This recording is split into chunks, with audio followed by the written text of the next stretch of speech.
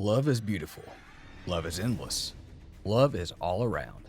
And sometimes, love lands you straight in jail, whether or not you deserve it. In 2000, Sarah Jo Pender was in love with the wrong guy, hanging with the wrong crowd. Bad decisions were made, and then, 2 cold-blooded murders. Whether Sarah Pender was indeed responsible for the murders is still a mystery, despite the system sentencing her to 110 years in prison. Guilty or innocent, Pender took matters into her own hands and broke out of jail in August 2008, before being recaptured 5 months later thanks to a rerun of America's Most Wanted. This is the story of Sarah Pender's escape from jail.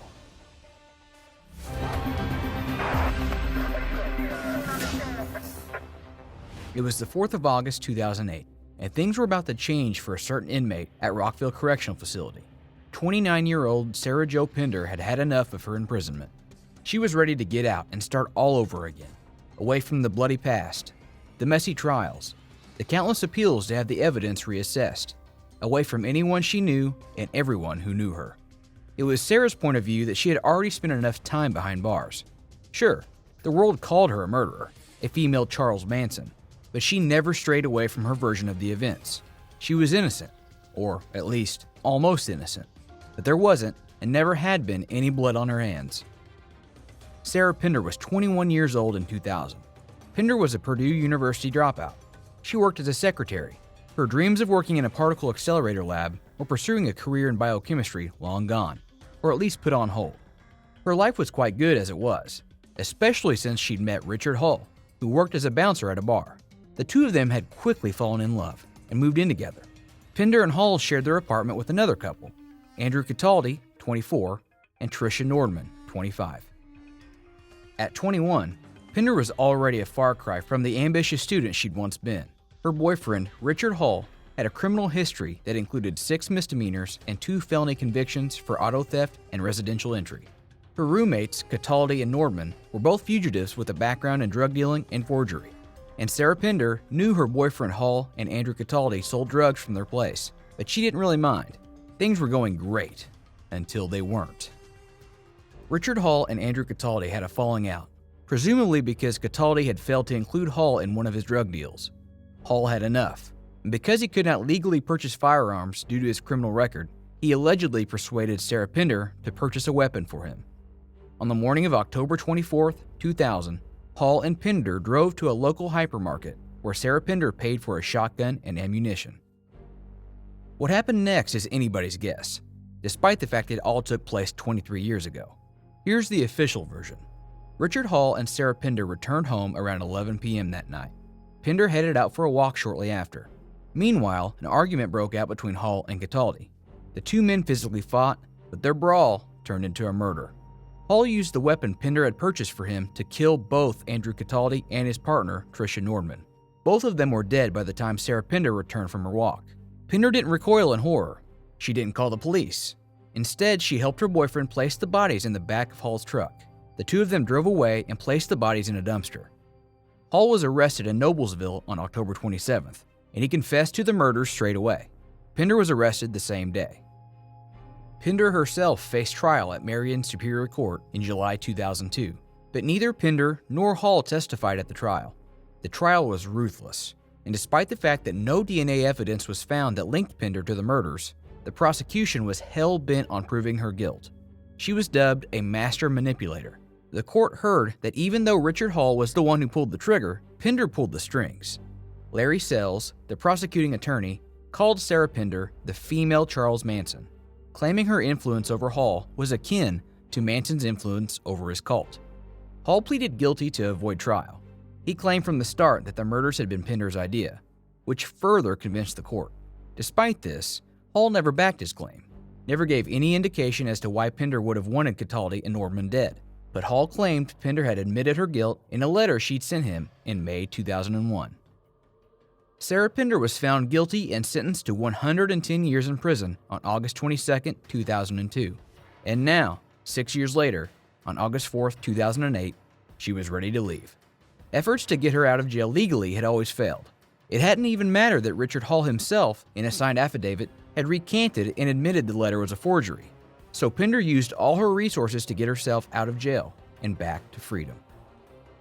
Rockville Correctional Facility, Indiana's largest state prison for women, was a medium security prison. But Sarah Jo Pender's escape plan didn't involve intricate machinations anyways. It involved feelings and money. On the morning of August 4, 2008, Pender sat in her cell, patiently waiting for the plan to unfold. Once she was out of her cell, she went to the prison's gymnasium. A change of clothes awaited her, provided by her accomplice, Scott Spittler. Scott Spittler had been a corrections officer at Rockville Correctional Facility for 5 years. He had a wife and kids, but he also had an ongoing sexual relationship with Sarah Pender, whom he thought was an intelligent, sexy woman. Once Pender let him know about her desire to break out of jail, Spittler agreed to help her. But this decision wasn't made entirely out of love. Pender promised him $15,000 if he helped her escape. Spittler just couldn't refuse the money. After Pender changed into civilian clothes, she proceeded to walk to the fueling area. Spittler was there, waiting for her in a van. Pender got into the van and hid under one of the seats. Spittler drove toward the prison gate, knowing surely that the van wouldn't be searched. Spittler drove Pender to one of the facility's parking lots. It was time for the second part of the plan. Jamie Long was waiting for Sarah Jo Pender in a car. Long and Pender had met in 2007 while inmates at the Marion County Jail. The two women formed a close, intimate relationship, with Long even calling Pender her wife. After being released from prison, Long would keep visiting Sarah Pender. It was during one of these visits that the older woman had agreed to help Pender escape. Pender got into Long's car. Relief hit her. She was free and almost safe. Long drove Pender to Indianapolis and gave her $140 before wishing her good luck and dropping her off. Now on her own, Sarah Jo Pender fled Indiana, hoping to find her new beginning somewhere else. Meanwhile, an inmate count revealed that Pender was missing. Authorities acted swiftly, and the prison was immediately put on maximum security lockdown. Surveillance tapes and the guard shack log revealed that Pender had been aided by Spittler, who was arrested the day after the escape on August 5th. Once arrested, Spittler didn't hold back and told investigators about Jamie Long's part in Pender's escape. Long was arrested 2 days later on August 7th. Pender moved to Chicago and managed to get a job as an estimator for a contractor. She used a fake name, Ashley Thompson, and settled as a good, law-abiding citizen in a North Side Chicago neighborhood. Authorities didn't cease their efforts to recapture her. TV show America's Most Wanted ran a feature on Pender in September 2008, a month after her escape. Pender was added to the U.S. Marshals 15 Most Wanted Fugitives list a month later, in October 2008. And perhaps her dream of freedom would have succeeded if not for a rerun of America's Most Wanted in December 2008.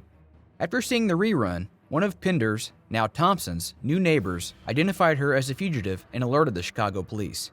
And just like that, Pender's apartment was surrounded by the police.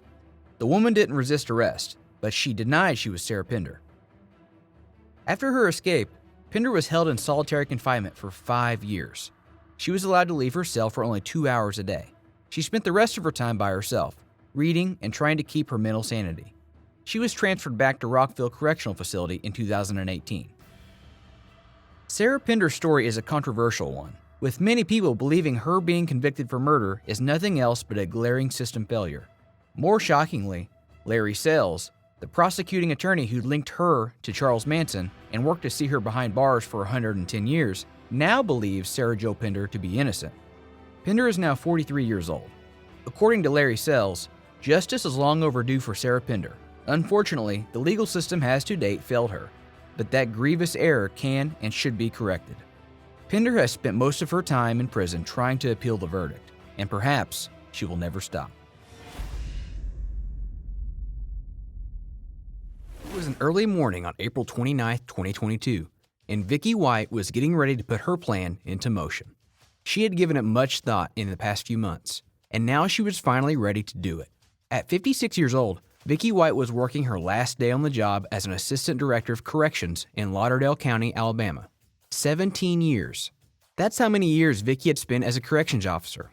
During her career, Vicky won the Employee of the Year award 4 times, and she was set to win a 5th time for this last year of service. To anyone who worked with her, from other officers to Lauderdale County District Attorney Chris Connolly, Vicky was nothing short of an exemplary officer. Her work as an assistant director at the prison proved it. But in reality, Vicky White had a secret. After an unsuccessful marriage that started in 2002 and ended in 2006 because of drug use and abuse, and after her ex-husband's death in January 2022, Vicky was finally in love again. But to say the woman had an unconventional taste in romantic partners is an understatement. The new recipient of her love was Casey White, one of the inmates at the prison, one of the people Vicky was supposed to supervise and prevent from engaging in any further criminal behavior. In 2022, Casey White was 38 years old and already a prison connoisseur. The man had a long criminal record, which underlined his ruthlessness. Casey served his first stint in prison back in 2012, when he got a 3-year prison sentence for beating his brother in the face and head with the handle of an Axe sledgehammer. But not even serving time was enough to make Casey a good, law-abiding citizen. In March 2016, he got an impressive 75-year prison sentence for 7 counts that included attempted murder and robbery. Only 4 years later, Casey confessed to an investigator for the 2015 stabbing death of a 59-year-old woman. Upon his confession, Casey was charged with 2 counts of capital murder and transferred to a detention center in Lauderdale County. That's where the criminal met Vicky White. There was nothing charming about Casey White, at least not to most people. The man stood 6 foot 9 inches tall and had his entire body covered in tattoos, some of them which were clearly white supremacist symbols. Even more, he was one of those prisoners who were deemed especially dangerous. Even armed officers were told to be more than cautious when approaching him. But the heart wants what it wants. Or perhaps in this case, Vicky White's heart was manipulated and coerced into caring for Casey White. We'll never know. What we do know is that the two of them, the seasoned corrections officer and the dangerous prisoner, started a romantic affair. Maybe the two of them thought their shared last name wasn't a coincidence, but a divine sign that they should be together. There are no exact details about who initiated the romance, but it's obvious which one of them had more to gain out of it. Vicky made sure Casey had more than enough food and peace, and then the woman made sure Casey would be free, using her position and her wits to engineer and facilitate a dramatic prison escape. At about 9:30 a.m. on April 29, 2022, Vicky White ordered her subordinates to prepare Casey White for transport from the county jail in Florence, Alabama, to a courthouse for a mental evaluation. After the evaluation, she told the other deputies she would seek medical attention because she wasn't feeling well. As the assistant director of the jail, the woman was very well aware of protocol. She knew transporting an incarcerated person alone was against protocol, but she had already thought it out. In order to ensure she'd be the only officer available for this alleged transport to the courthouse, Vicky had scheduled a van transport for that morning. Hence, several deputies had left minutes earlier with 2 vans transporting a dozen inmates, just before Vicky announced to her subordinates she'd transport Casey White to his mental evaluation. Nobody dared question the woman because of her position in the prison hierarchy. Casey White was fetched shortly after. Nobody knew about the romance. But in the months prior to the escape, Vicky and Casey spoke on the phone over 900 times. Most of these calls were sexually explicit. Their romance wasn't merely budding, it was already well established. Dressed in a black jacket and black pants, Vicky White held the door open so a handcuffed and shackled Casey White could emerge out of the prison. The differences between the two of them were striking. 56-year-old Vicky was only 5'5" and had long blonde locks framing her face. Casey White was 6'9", dressed in an orange prison outfit and covered in tattoos. His brown hair was shaved. Once Casey shuffled to the back seat of the patrol cruiser, Vicky drove the car away. But there was no mental evaluation planned for the day. It had all been a part of Vicky's carefully crafted plan to whisk Casey away from the prison. Not even 10 minutes after they departed from the prison, Vicky stopped the patrol cruiser at a shopping center parking lot in Florence. The couple exited the car. Vicky left her jail keys and her radio inside the car. She uncuffed and unshackled Casey. Together, they ditched the vehicle and started making their way further down the path of freedom. When they failed to return to the prison, the other deputies working that day started to grow suspicious. The patrol car was found abandoned in the parking lot at about 11 a.m. Officers called and called Vicky White, but to no avail. Soon, everyone at the prison found out that there had been no mental evaluation planned for the day. They had to face the truth. Casey White had escaped, and Vicky White, the prison's assistant director, had something to do with it. At first, Vicky's coworkers feared that the woman had been coerced and threatened in order to help Casey. But as authorities feared the worst and started their investigation, Vicky and Casey couldn't be happier. They had gotten to their getaway car, a copper-collared Ford SUV that Vicky had purchased only days before, using an alias, and were now on the road, fleeing the state. Money wasn't an issue. Vicky had made sure of this too. In the weeks leading up to the escape, the woman sold her home in the tiny town of Lexington, Alabama, for $95,550. The sum was less than half of the house's market value. With tens of thousands in cash, Vicky could also insure some other necessities. After arriving in Williamson County, Tennessee, about a 2-hour drive north of Lauderdale County, Vicky and Casey abandoned the copper-colored Ford. The car was then found locked and abandoned. A tow truck driver transported the vehicle to a local tow lot, unaware of its origin. By 3:30 p.m. on April 29th, officials knew for sure that Vicky and Casey White were missing. In the initial official statements, Vicky was described as missing and endangered. But on May 2nd, a warrant was issued for the woman, charging her with permitting or facilitating an escape in the first degree. On May 3rd, Vicky and Casey were found in Evansville, Indiana. They drove in a Ford F-150 to a car wash in the city and then abandoned the car on the premises. They had another vehicle ready. This time they drove away in a Cadillac. On Monday, May 9th, 2022, a task force from Alabama descended on Evansville and teamed up with the deputies and marshals in Indiana. They were going to capture the fugitives once and for all. They scouted the area, but it wasn't until later that day when they found out the fugitives' whereabouts. Evansville detective Darren Richardson was driving home when he spotted the Cadillac in a motel parking lot. He got the license plate and tipped investigators. Vicky and Casey had paid a homeless person to use their identification in order to rent the motel room. Casey White was at the wheel. The car drove away. What happened was like a movie-like car chase. But it all stopped when a law enforcement official rammed the suspect's vehicle, sending it into a ditch. No one knows exactly what happened then, but when police reached the Cadillac, Vicky White had been shot in the head. Casey asked officers to help his wife, repeating that he didn't do it. It is unclear whether he was trying to further confuse officers by calling Vicky his wife. Vicky White died shortly after. Her death was ruled a suicide. Perhaps she couldn't imagine spending the rest of her life on the other side of bars. As for Casey White, the man was arrested. After 11 days on the run, his escape was to an end. He was transported back to Alabama. He was then transferred to the William E. Donaldson Correctional Facility in Bessemer, Alabama. In addition to being charged with escape in the first degree, he was also indicted for felony murder in connection to Vicky's death. Casey White's trial is expected to begin on April 17, 2023.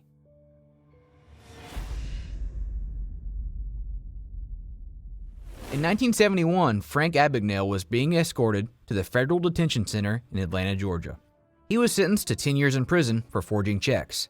It seemed like a simple procedure that had been done several times before. But what was different about this transfer was that a small bureaucratic error meant that Frank had the perfect opportunity to plan his escape. Because what prison guards didn't know about Frank was that he wasn't just an ordinary check forger, but one of the greatest con men that they would ever meet. Frank Abagnale started his career in crime at an early age.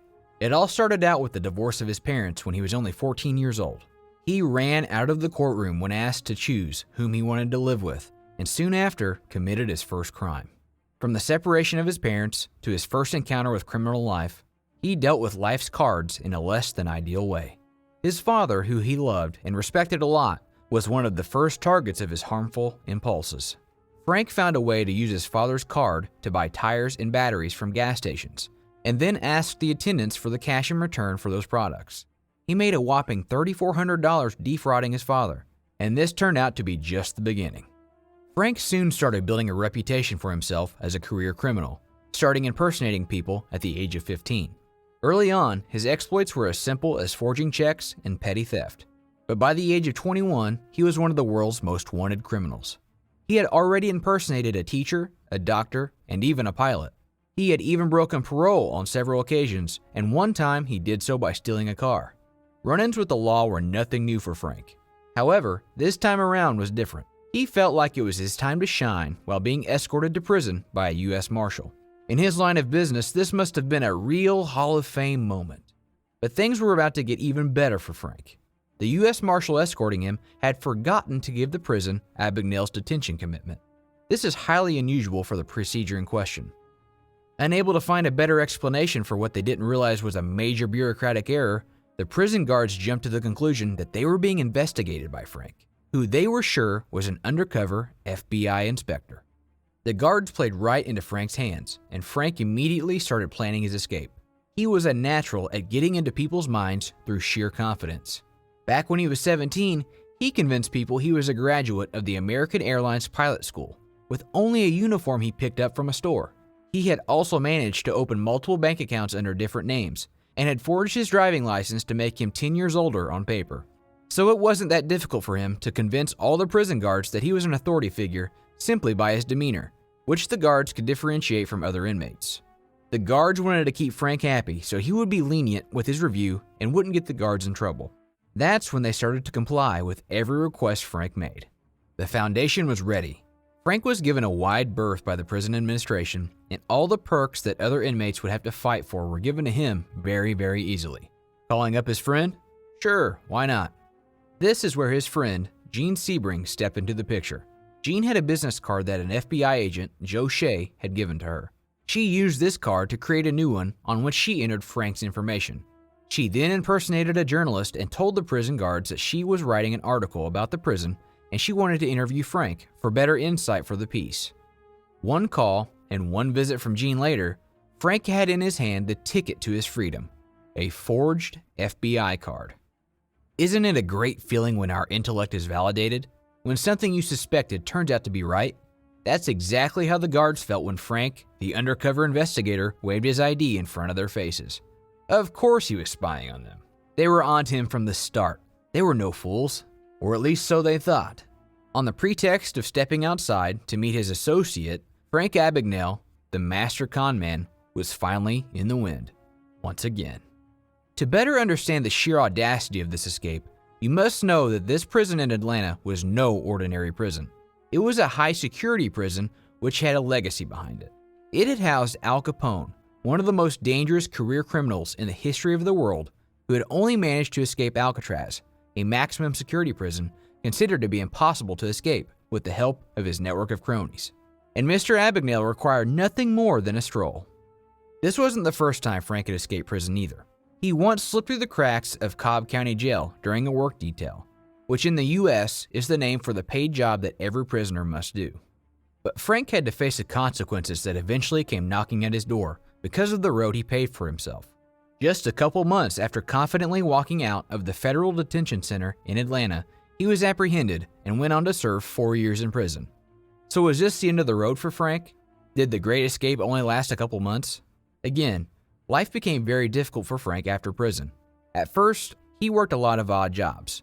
He took on multiple job opportunities and worked as a grocer, a cook, and a movie projectionist. But the sad truth is that society doesn't believe in giving convicted felons a second chance. So every time Frank tried to hold down a job, he was fired the moment his criminal past came to light. Defeated, Frank fell back into his criminal ways of impersonating a pilot with a master's degree. But his identity got discovered quickly, and he was penalized before he could execute his plan. Life truly changed for him when his criminal past turned into a handy tool for the law enforcement system. His prison time was cut down when he offered his services as a consultant for the FBI. He went on to turn his past life as a criminal to an asset as he went on to start his own private financial fraud consultancy firm named Abagnale and Associates. That Steven Spielberg movie mentioned earlier in the video, it was based off Frank's own life and written off his autobiographical book of the same name, Catch Me If You Can. The life he built for himself after his career in crime is truly remarkable. Not many would have given a convicted criminal a second chance at life, so he built it from the ground up himself. Later in life, the same FBI agent whose identity Frank stole to escape prison, the person who first arrested Frank, Agent John Shea, went on to become a close friend of Frank's when Frank began working with the FBI. Shea once said about Frank, he was not a violent type of criminal. No guns, no knives, never hurt anybody. That wasn't his style. He used his brains and his bravado to pass himself off as what he was impersonating. The character styled after John Shea in Catch Me If You Can was played by the legendary Tom Hanks. As for the Atlanta prison, it unfortunately lost its reputation as an infamous maximum security prison, and it continues to be broken out of to this day. Once a high security prison, the prison was later turned into a medium security prison, and today, with a dire lack of amenities and proper security, has become a low security prison. Not only does the prison pose the threat of more inmates possibly escaping, it also fails to provide for the basic needs of not just the prisoners, but also the security personnel working there.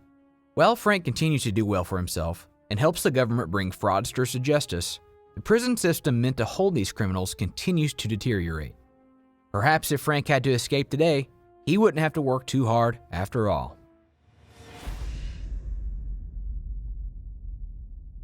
It was May 12, 2022, and a Texas Department of Criminal Justice bus was making its way from the Alfred D. Hugh unit in Gatesville, Texas, toward a medical appointment in Huntsville. The ride was going to be 3 hours long. The morning was serene as it could be for 16 prisoners and 2 veteran prison officers, one which was driving the bus, all sharing the same enclosed space. Then, one of the men, a heavily tattooed Mexican prisoner named Gonzalez Lopez, started talking. His words were addressed to Michael Wages, the inmate behind Lopez. His words were bold, and in retrospect, taunting. But only a few minutes later, Lopez's intentions became somewhat clearer, at least to Wages, who was the only one really paying attention to the man. As for the guards, they were either lost in conversation or too uninterested to notice. But it happened all the same. With a few concealed and quick movements, Gonzalo Lopez slipped out of his handcuffs. Then he removed his leg irons. His movements were natural and carefree. He had planned this for a long while. The man had spent the last couple of months, weeks, and days fashioning or somehow acquiring a key. He'd known that, when the time came, he would use this key to discard his handcuffs. And on the morning of May 12, 2022, just before he was taken on the bus, he made sure to slip the key inside his mouth. A few minutes after freeing himself from the handcuffs and leg irons, Lopez produced 2 8 to 10 inch metal weapons from his pockets. Michael Wages, who was sitting right behind Gonzalo Lopez, was the only one to notice the blades. He was terrified, but what scared him more was the look in Lopez's eyes. Wages knew straight away the man was a killer, and that Lopez wouldn't let anything or anyone destroy whatever plan he'd hatched. Despite this, Lopez gave him a quick reassurance that he wasn't going to kill him. Still terrified and fearing for his life, Wages chose to keep his mouth shut and not alert the prison officers. Wages' assessment was, in fact, correct.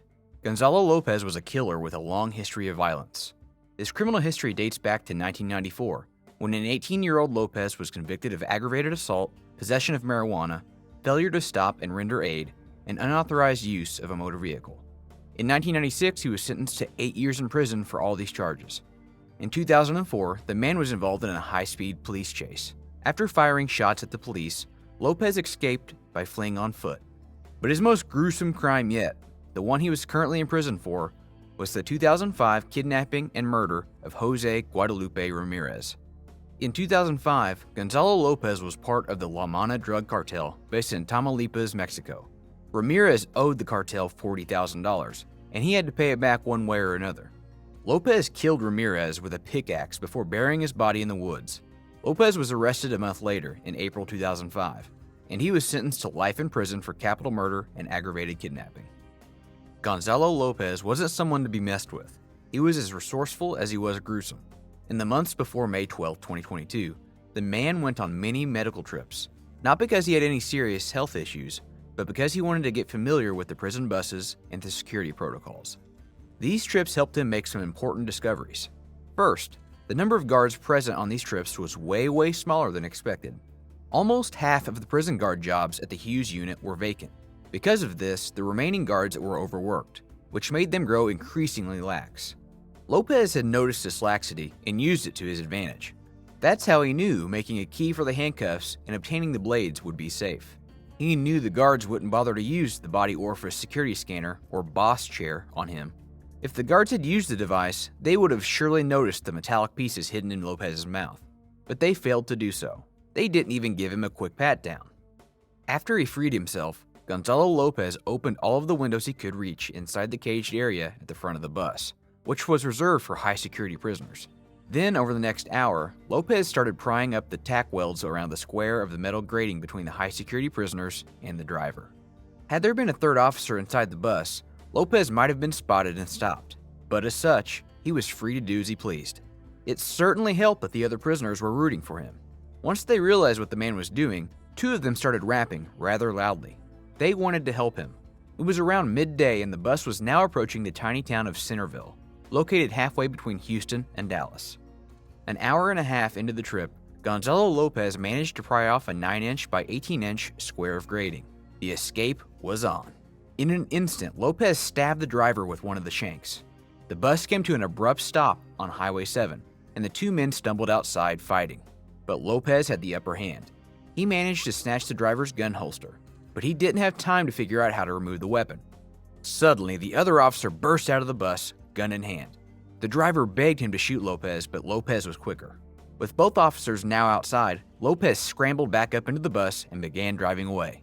The officers started shooting, but they couldn't hit Lopez. Instead, they managed to hit one of the rear tires. Still, Lopez drove away a couple of miles down Highway 7 near Centerville. Then he crashed the bus into a ditch, but he wasn't about to get caught. Instead, he dove out of a window and took off, leaving the other prisoners fearing for their lives. A nearby police officer in a patrol car was alerted by an onlooker. But even though he was the first on the scene when the bus crashed, he saw Lopez running away. The officer failed to chase after the inmate or shoot at him. For more than an hour after Lopez got free, the guards couldn't figure out who had escaped. They thought it had been Wages, but as we know, Wages was still on the bus. As soon as Lopez was identified as the escapee, the manhunt was on. The Lone Star Fugitive Task Force, the Texas Rangers, and the U.S. Marshals all showed up to aid in the search. But hundreds of people, helicopters fitted with thermal imaging, and tracking dogs weren't enough to find the man. For 3 weeks, nobody had any idea where Lopez was. Well, at least not officially. By late May, authorities and locals alike were more or less convinced Gonzalo Lopez had already fled the area, and that searching for him was futile. But on May 31st, authorities got an interesting call about a breaking and entering on Highway 7 in Centerville. They discovered evidence that Lopez was to blame. The thief had stolen food, soda, a jacket, and bottled water in addition to taking a shower with rainwater. Investigators examined a nearby vacation property owned by one Collins family after gathering forensic evidence to compare with the DNA of the escapee. Yet nobody informed the people that Gonzalo Lopez might still be nearby. As such, people relaxed. They thought they were safe. They thought the monster was gone. He was only getting ready to strike in a bloody, grotesque, and inhuman manner. On June 2, 2022, Gonzalo Lopez broke into a ranch owned by the Collins family in Centerville, Texas. Inside, he found 66-year-old Mark Collins and his 4 grandchildren, 8-year-old Waylon Collins, 16-year-old Carson Collins, and 11-year-old Hudson Collins. 11-year-old Bryson Collins was their cousin. Gonzalo Lopez killed them all, either by shooting or by stabbing them. After murdering the 5 members of the Collins family, Lopez stole several guns from the ranch, including an AR-15. Then he took off in the family's white pickup. The Leon County Sheriff's Office discovered that Lopez's DNA matched the burglary's DNA on June 2nd, only 2 days later. 20 minutes later, the Sheriff's Office fielded a call from Chris Collins, who said he was worried about his 3 sons and their cousin. Law enforcement officers headed to the Collins ranch. They found the bodies inside.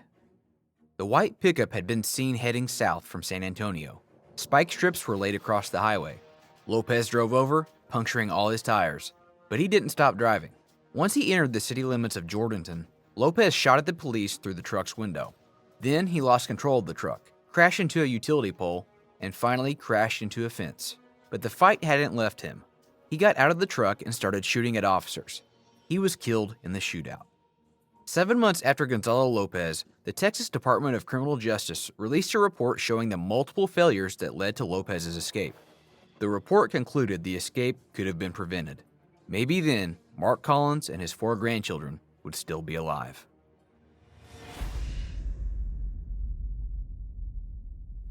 It was almost evening on May 31st, 1984, and all was not right at Mecklenburg Correctional Center in Virginia. Unbeknownst to the prison guards, an evil plan was just about to be put into motion by a rowdy gang of 6 inmates. Linwood and James Briley, Lem Tuggle, Earl Clanton, Derek Peterson, and Wiley Jones had all been sentenced to death, but they weren't going to sit around and wait for justice to be served. All 6 men were killers of vile reputations, but the worst of them were by far the Briley brothers, who seemed to rule over the entire death row. Back in 1979, Linwood and James Briley, their younger brother Anthony, and an accomplice, Duncan Meekins, had been part of a ruthless 7-month killing spree in their hometown of Richmond, Virginia. Their killing spree took 11 lives that we know of and left many others in distress. The brothers and their accomplice were all arrested soon after committing the last murders. Duncan Meekins and Anthony Briley were given life sentences in prison because there was not enough proof that any of them had personally committed the murders. Linwood and James Briley were both sentenced to death. Evidence showed Linwood and James were both directly responsible for committing the murders. They were sent to death row in Mecklenburg Correctional Center in early 1980. By now, it was time to leave their past behind and start fresh, away from Mecklenburg. By all accounts, Linwood Briley was the mastermind behind the escape plan. In 1984, at 30 years old, Linwood was charismatic, smart, and merciless. His brother James, who was 28, was far more placid and incapable of devising a complex plan. According to various descriptions, James had the face of a man who was born to die in the electric chair. He wasn't bright like Linwood, and he was cold. So it fell to Linwood to think things through, get the necessary resources for the escape, and gather up the other inmates. Finding people willing to break out of prison wasn't hard at all. After all, these men were sentenced to death. Even more, Linwood was popular and feared, which certainly helped convince the others. With Tuggle, Clanton, Peterson, and Jones now in tow, freedom was just around the corner. The men could probably almost taste it, and there was nothing that could hold them back. There had been some recent trouble, some months ago. Several other inmates had alerted prison officials about the Brileys' plan to break out of Mecklenburg. As a result, the prison officials instituted a general lockdown from April 1984 until the end of May, when bureaucrats and human rights watchers pressured the officials to put a stop to the lockdown. And now, it was time for the Brileys' plan to become a reality. It was an evening on May 31st. Earl Clanton was the first one out of the 6 to act. As inmates were going back to the cell blocks for the night, Clanton slipped out of the line and into a bathroom adjacent to the control room. Then he proceeded to lock himself in the bathroom, unnoticed by any of the guards. A while later, at about 9 p.m., James Briley asked the guard in the control room if the man could retrieve a book for him in the locked day room. The guard left to retrieve the book, and that's when James Briley and Clanton attacked, overpowering the officer. After they took hold of the control room, James and Clanton started hitting buttons, essentially unlocking the cells and opening doors. Mayhem ensued, but it was only the beginning. The Brileys had spent months, even years, studying the prison guards, their patterns, their behaviors, their protocols, even their personal gestures. This gave the prisoners a huge advantage. It meant they knew where to go, when to go, and how to proceed overall. With all the doors in the unit now unlocked, and the feeling of insurgency in the air, the inmates easily overpowered the prison guards. The guards were stripped of their clothes, tied up, and forced in the cells. The 6 inmates changed into uniforms and started acting like guards. This was the next step of the prisoners' plan. They had to act like guards and radio officers in the areas of the prison. The reason was simple. They wanted to lure all officers to the building they now controlled. Each time a guard entered the unit, the convicts attacked them. They had weapons. The Brileys and their accomplices spent months turning lawn equipment into deadly devices. Each time a guard would show up to the building, James Briley and Lem Tuggle threatened them with makeshift blades. There were instances of mercy.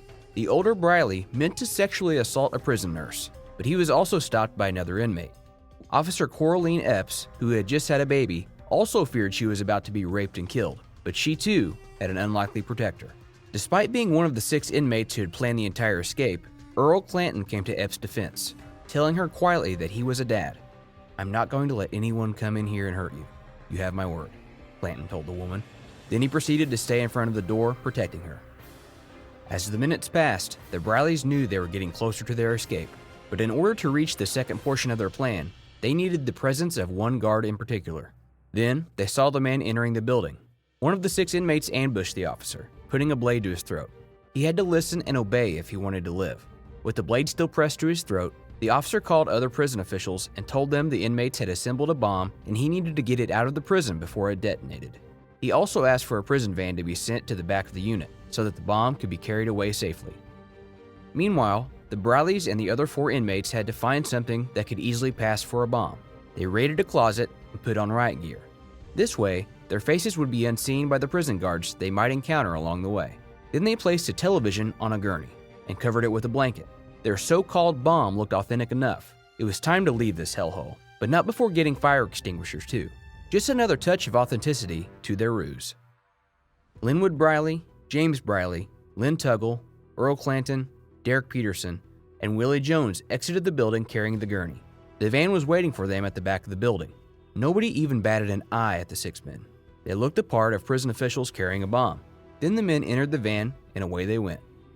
The guard in charge of opening the prison's 2 sets of gates had her suspicions about the van, but in the end, she let the vehicle pass. And then, the 6 killers were out. Free at last. They had $800 between the six of them because they had raided the pockets of each and every prison guard they'd come across. They had cigarettes and clothes and a strong intention of heading up north to Canada, a country that abhorred capital punishment and wouldn't have extradited anyone who would be sent back to a country to be executed. Eventually, the 6 inmates abandoned the van and split up. By then, the manhunt was already on. There was no bush, door creak, sound, or rumor left unchecked. Earl Clanton Jr. and Derek Peterson were caught first, the day after the breakout. Lem Tuggle Jr. and Willie Leroy Jones almost managed to get to Canada, but they too were soon captured by the police. The Briley brothers were harder to catch, but in the end, they too were apprehended. They stuck together and might have even managed to escape, were it not for Lem Tuggle. Once he was caught, Tuggle told officers the Brileys were dropped off outside Philadelphia. Police knew the two brothers had family there. When a tapped line on a Briley brothers acquaintance in New York showed a phone call from a Philadelphia garage, police knew they had the brothers in the bag.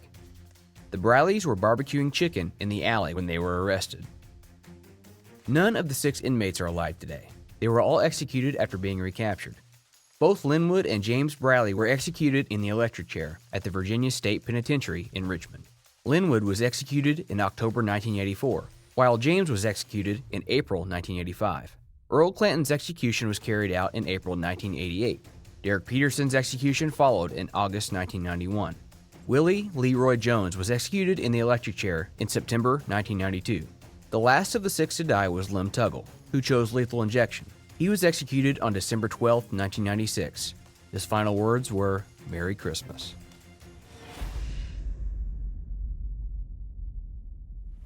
It was morning on August 9, 2005, and the court hearing had just come to an end. Jennifer Forsyth Hyatte was ready to act. It was now or never.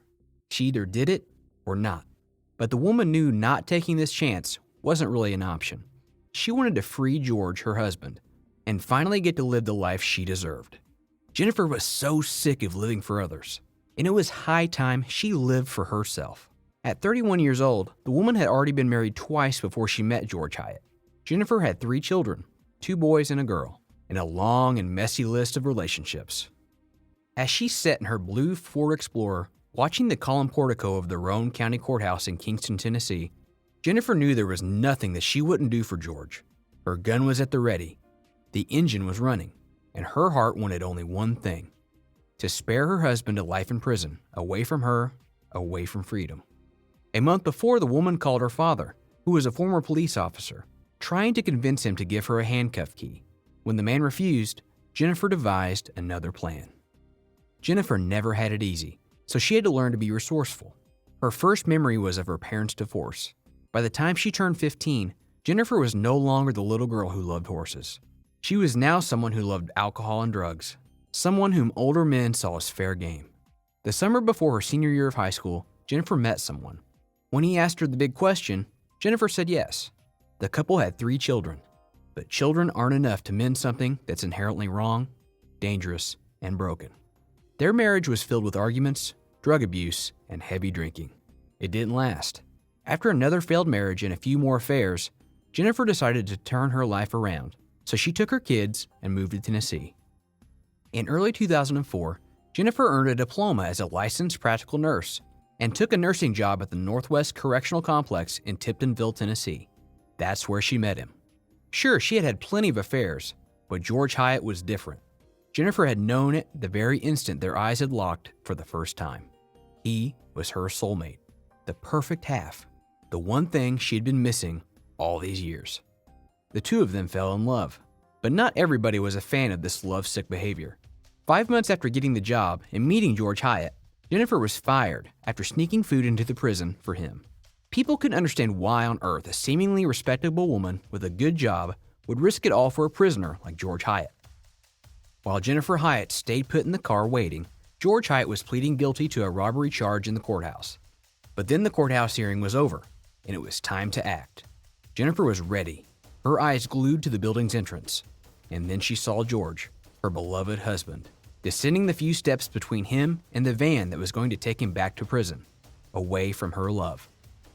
In 2005, George Hyatte was a 34-year-old and serving a 35-year sentence for aggravated robbery and aggravated assault. His flirting with criminal life started when he was only a child. and at 17, Hyatte started racking up charges for burglary, theft, armed robbery, and striking an officer. By the time he was 21, he was already a repeated offender with a known tendency towards violence. But the man was also a smooth talker and a bit of a ladies' man. In November 2004, Jennifer and George applied for permission to marry. They were wed on May 20th, 2005. Now, a few months later, on August 9th, 2005, George was shackled and flanked by 2 guards, making his way toward the prison van. Jennifer didn't see the guards as 2 living, breathing people. Instead, she saw them as 2 obstacles preventing her happiness.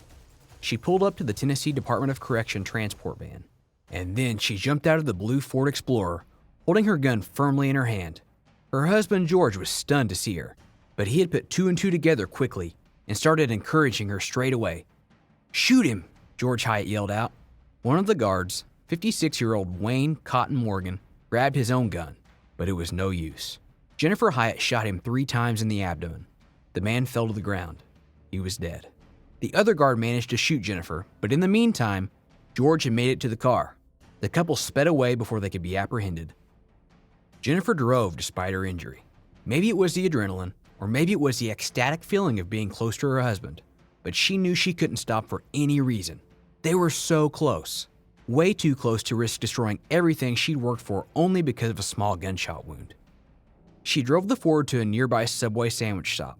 The couple then abandoned the car and got into a golden Chevrolet minivan Jennifer had stolen from one of her patients in Hendersonville, Tennessee. They drove away and only stopped 4 hours later at a Lowe's in Florence, Kentucky. They needed a hacksaw to free George Hyatte from the burdensome shackles. The couple then rented a room in a motel about a mile away. They spent the night there, finally together. Finally free.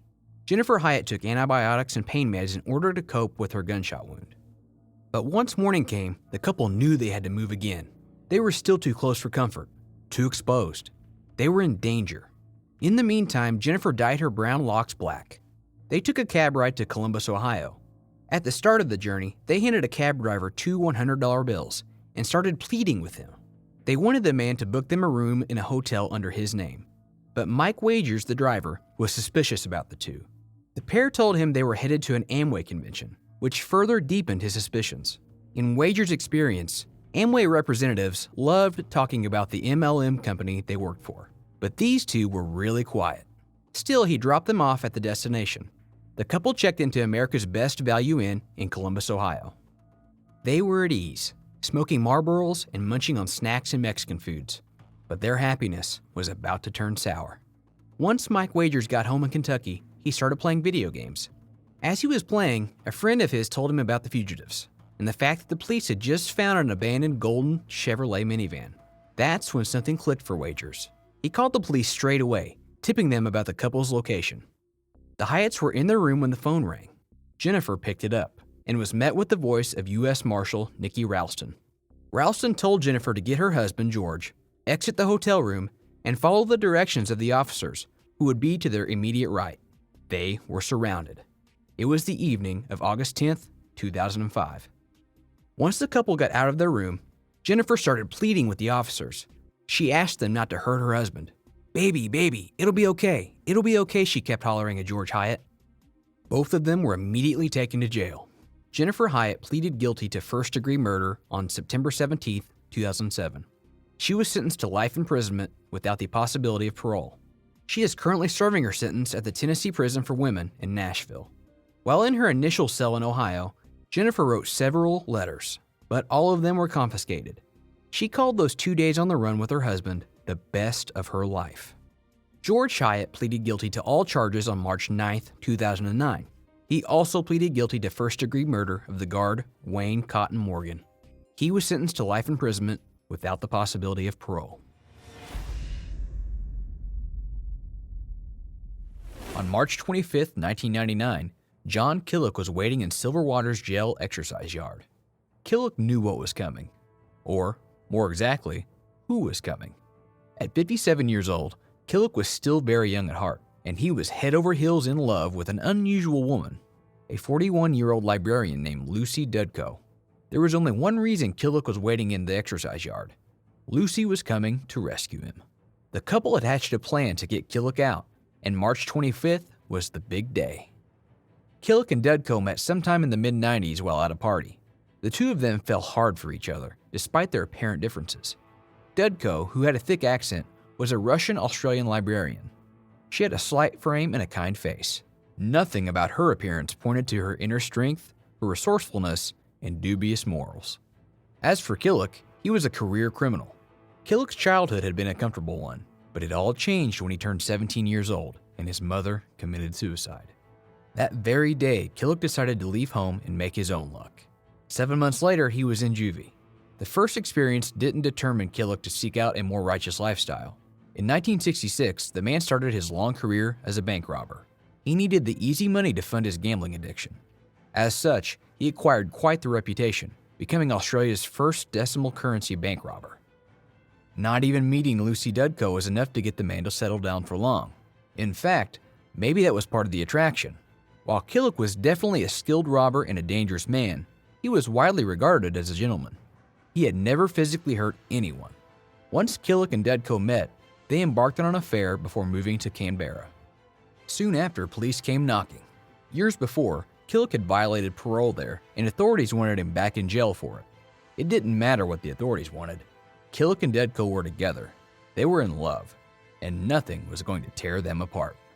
The couple took off, leaving everything else behind. To make a living, John Killick began doing what he knew best, robbing banks.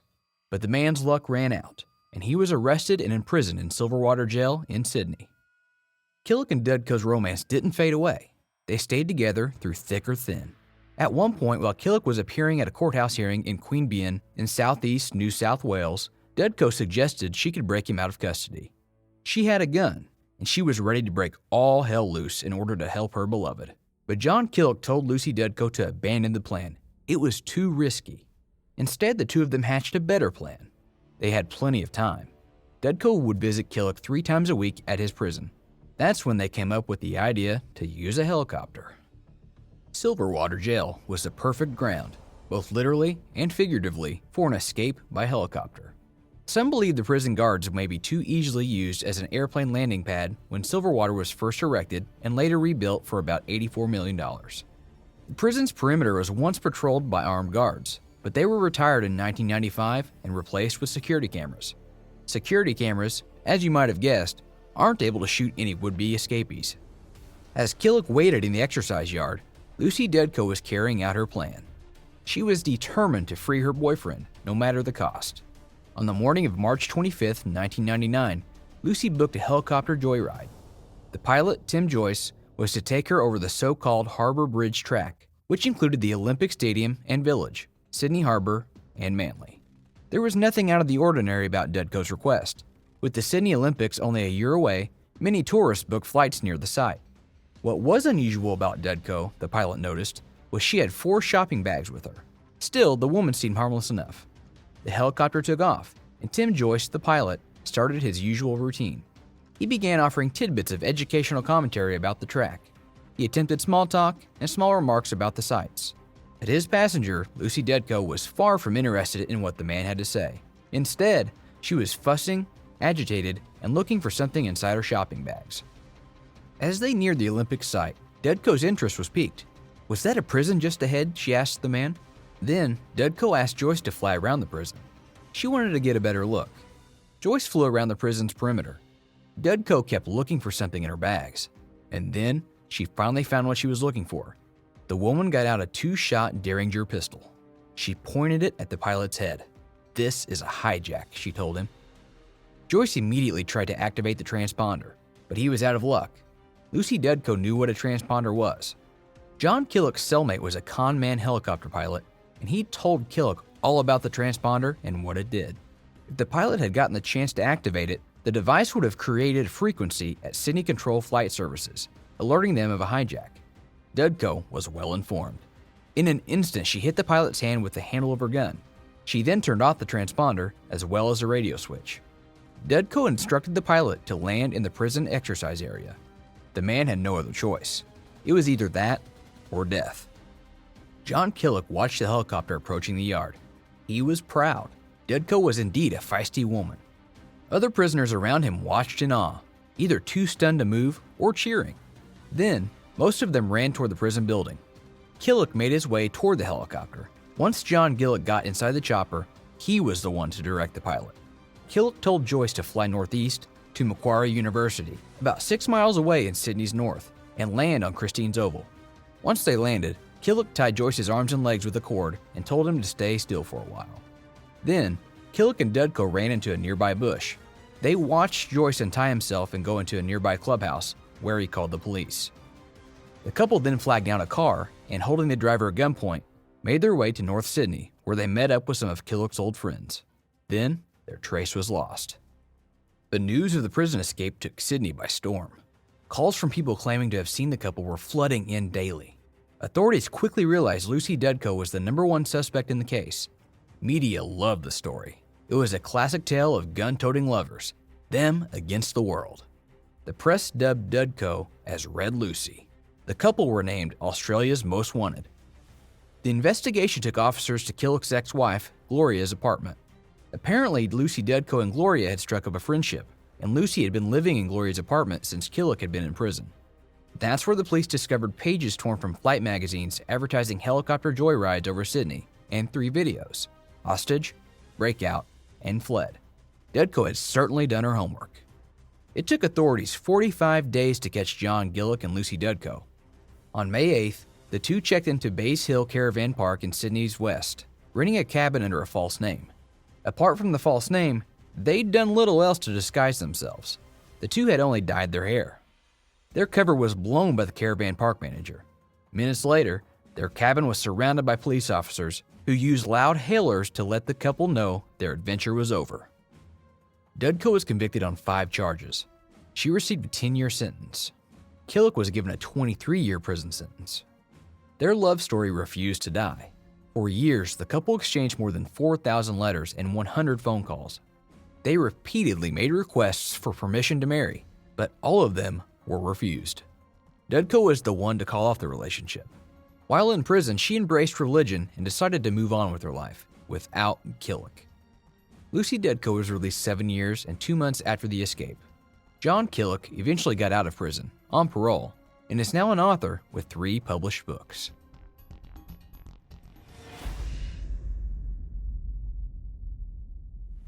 It was January 1995, a new year with new goals. But while many people dreamt of getting a higher paycheck or losing a bit of weight in the new year, these 3 men dreamt of escaping. Freedom was just outside, on the other side of the bars. Andrew Roger, Keith Rose, and Matthew Williams met in prison. All of them were serving life sentences. 2 of them were, simply put, murderers. Andrew Roger was jailed for killing a swimming pool attendant with a crowbar back in 1987. Keith Rose was jailed in 1991 for the brutal murder of a woman. Matthew Williams was in prison for several crimes, including arson and bomb making.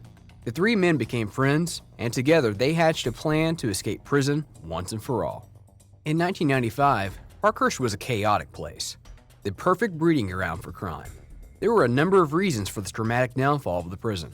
One of them was the continual building work at the jail, which started in 1988 and was supposed to have been finished in 1993. The building work gave a sense of instability and agitation to both the inmates and the prison guards. And the hierarchy was off. Prisoners controlled their daily existence with no objection from the guards. This made bullying and intimidation run rampant. Drugs and gambling were a normal daily occurrence, and many prisoners had, believe it or not, what one would call a steady income. The governor spent only 2 or 3 hours a week talking to the prison staff, much less than the 50 hours legally imposed. This meant prison staff had nobody who could realistically listen to their concerns. There was nobody who could ask them about their needs, about the security issues, about the state of the building, or the mental state of the prisoners.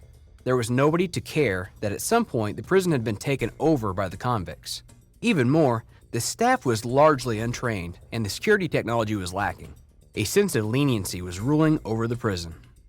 The day of the escape finally came. After months of planning and working toward their freedom, Roger, Rose, and Williams could almost feel it. It was the 3rd of January 1995. New year, new them, preferably far away from Parkhurst and the Isle of Wight. It was a normal day. None of the 3 men wanted to draw attention to their little group. The more unnoticed they were, the better. They'd worked way too hard to have their plan crumble because of a nosy guard. And then evening came, and it was finally time to break out of that damned place. Parkhurst was maybe the perfect place for an escape, if only one had enough courage. And Roger, Rose, and Williams had courage and skill aplenty. Once the idea of escape had taken root in their minds, all three men had started working toward their nefarious goal. Nobody had even flinched an eye once the group had started spending most of their time in the prison's metal shop. Perhaps it may have escaped everyone's mind that one of the three men was a qualified sheet metal worker. The guards would often leave the three prisoners to their own devices. They worked in the metal shop unsupervised, free to create their own little props for the escape. Night fell over the Isle of Wight. The prisoners at Parkhurst were allowed to exercise in the prison's small gym every day. But on that evening, Roger, Rose, and Williams stayed in the gym after exercise. They went unnoticed, despite the fact that the guards had seen 10 people going into the gym in the first place, but only 7 of them returned to their cells. With some 200 pounds between the three of them, the men set off toward freedom. Together they walked about 600 feet without being seen, using their precious key to open doors. Everything was going according to plan. The men then went down to the prison workshop to get the rest of their tools. Roger, Rose, and Williams were incredibly crafty. They'd managed to make a huge ladder out of some goalposts. Nobody noticed. They'd managed to make a key, one that would help them see through their plan. It was a perfect copy of a prison officer's key made only from memory. Nobody noticed. They'd even managed to make a gun and acquire blank ammo. Once again, you guessed it, nobody noticed. Or maybe nobody wanted to notice. In reality, officers knew prisoners would often take advantage of the general noise and chaos to acquire illicit items through visitors. Even more, there was already a growing suspicion that some of the officers would bring illegal items in the prison themselves. Once they had the 3-section ladder, the men made their way toward the 25-foot-high perimeter wall. Before scaling the wall, they had to cut their way through a mesh fence. Once again, they went unnoticed. Guards were supposed to watch the television screens and monitor the perimeter, but they were either untrained or distracted by other duties. And there were no alarms on the perimeter fence, despite 20 years worth of complaints demanding this additional safety measure. To top it off, some areas weren't even covered by the closed-circuit cameras. The prison played a major role in the group's escape. They simply couldn't have done it without its precious aid. Their plan might have been harder to accomplish in any other place, but in 1995, HM Prison Parkhurst was just a pale shadow of its former self. The place has a long history, one that started in 1778, when Parkhurst was a military hospital and a children's asylum. 60 years later, it turned into a prison for children. Its reputation was not a great one. Parkhurst was one of the toughest jails in the British Isles, and many criticized the institution for its harsh regime, especially since its convicts were mostly teenage boys. In 1966, Parkhurst became a top security prison, an austere place which inspired fear. But it was downgraded in the 90s, and as you can see, for good reason. After scaling the wall, the men were out of the prison, at last free. But they had to move quickly.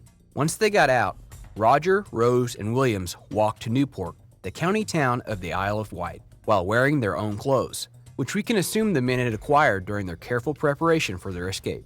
Once they got to Newport, the three of them took a taxi 9 miles to Sandown.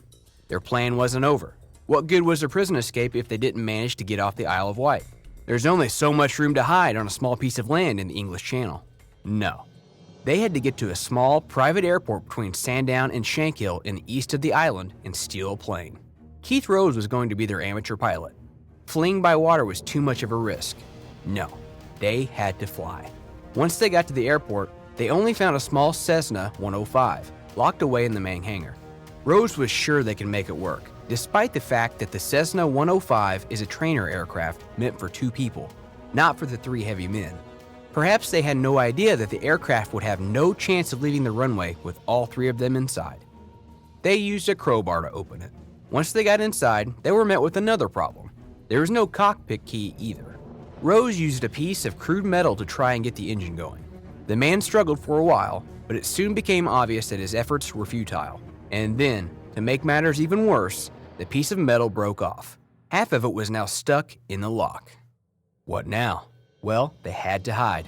Surely they had hundreds of officers on their tail by now.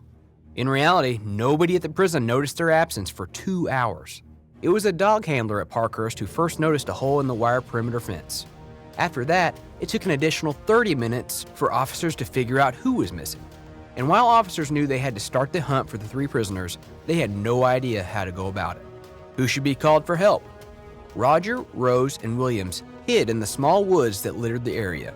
There were a number of abandoned farm buildings, each of them a perfect hiding place. The group managed to stay hidden for 5 nights. By the 5th night of their escape, the whole island was plastered with posters of their faces. They were cold and hungry and more than desperate. It was Sunday, January 8th, 1995, when their luck turned from bad to worse. At about 7:20 p.m., the 3 men were walking along a road in plain view. That's when they were spotted by Colin Jones, an off-duty officer, who immediately flagged down a passing police motorcyclist. 10 minutes later, Roger and Rose were apprehended, but Matthew Williams had somehow managed to escape and flee the authorities. Williams was cornered 2 hours later and was immediately taken back to Parkhurst. 2 of the men lost heart and gave up running just after a short distance across the field.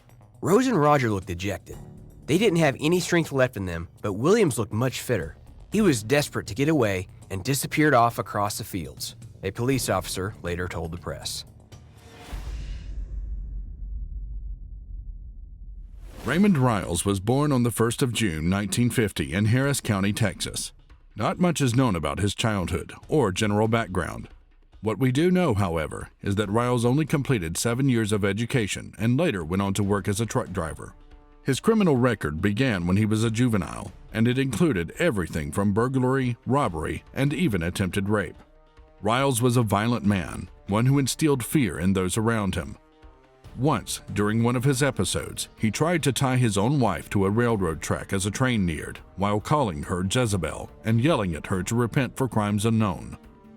So nobody that knew Riles was really taken by surprise by the events that landed him straight on death row. It was December 11th, 1974, when 25-year-old Raymond Riles and his friend Herbert Washington showed up to John Henry Motors, a used car dealership in Houston. Riles and Washington weren't there to buy a car.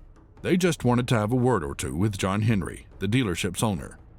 Washington had bought a car from John Henry a while before, but the vehicle turned out to be rather disappointing. The car had many problems, and Riles and Washington felt they'd been swindled by 31-year-old John Henry. Unbeknownst to Henry, both Riles and Washington were armed with guns. Riles and Washington approached Henry. It was obvious they meant business, but Henry had yet to discover just how awfully serious they were about the whole deal. The two demanded a refund of the down payment. Unfortunately, Henry wasn't aware of the real danger lurking, waiting to snatch him. Henry didn't want to refund the money, but he had another proposition. He would repair the car, all free of charge. But his generous offer wasn't enough, not to these particular people. Raymond Riles pushed Henry and drew his gun, shooting the man from behind. After the deed was done, an unfazed Washington and a probably even more unfazed Riles went to a local restaurant to inquire about job openings. But the manager refused to give the man job applications. This proved to be a mistake. Riles and Washington were furious. They took their guns out and robbed the manager and his wife at gunpoint before leaving with around $1,800 in cash. After they left, the manager called the police and provided a description of the robbers, which ultimately led to their arrest. As you can imagine, Riles and Washington had no intention of getting arrested. A frantic police chase ensued at speeds of up to 100 miles per hour, but it wasn't too long until Washington crashed the car into a truck. The men whipped out their guns and exchanged gunfire with the police before running away on foot. As they were running, Washington was shot in the hand. This slowed him down considerably, giving officers the time to apprehend him. Riles never once looked back, nor did he stop when his arm was wounded too. Instead, the 25-year-old entered a nearby home, hoping to at least get a respite. He was probably sure he could easily subdue the owner of the house, but that's exactly where his luck ran out. The owner of the house turned out to be a police officer, who managed to place a tourniquet on Riles' arm and held him down until help arrived. Riles and Washington were apprehended the same day, but from here, their stories differed dramatically. Washington was initially sent on death row, but he wasn't the one to commit the murder, so his conviction was later thrown out. He was then sentenced to 50 years in jail for the part he played in the gunfire exchange, but Washington was granted parole in 1983, 9 years after that fateful day in December 1974. But there was no doubt who had pulled the trigger.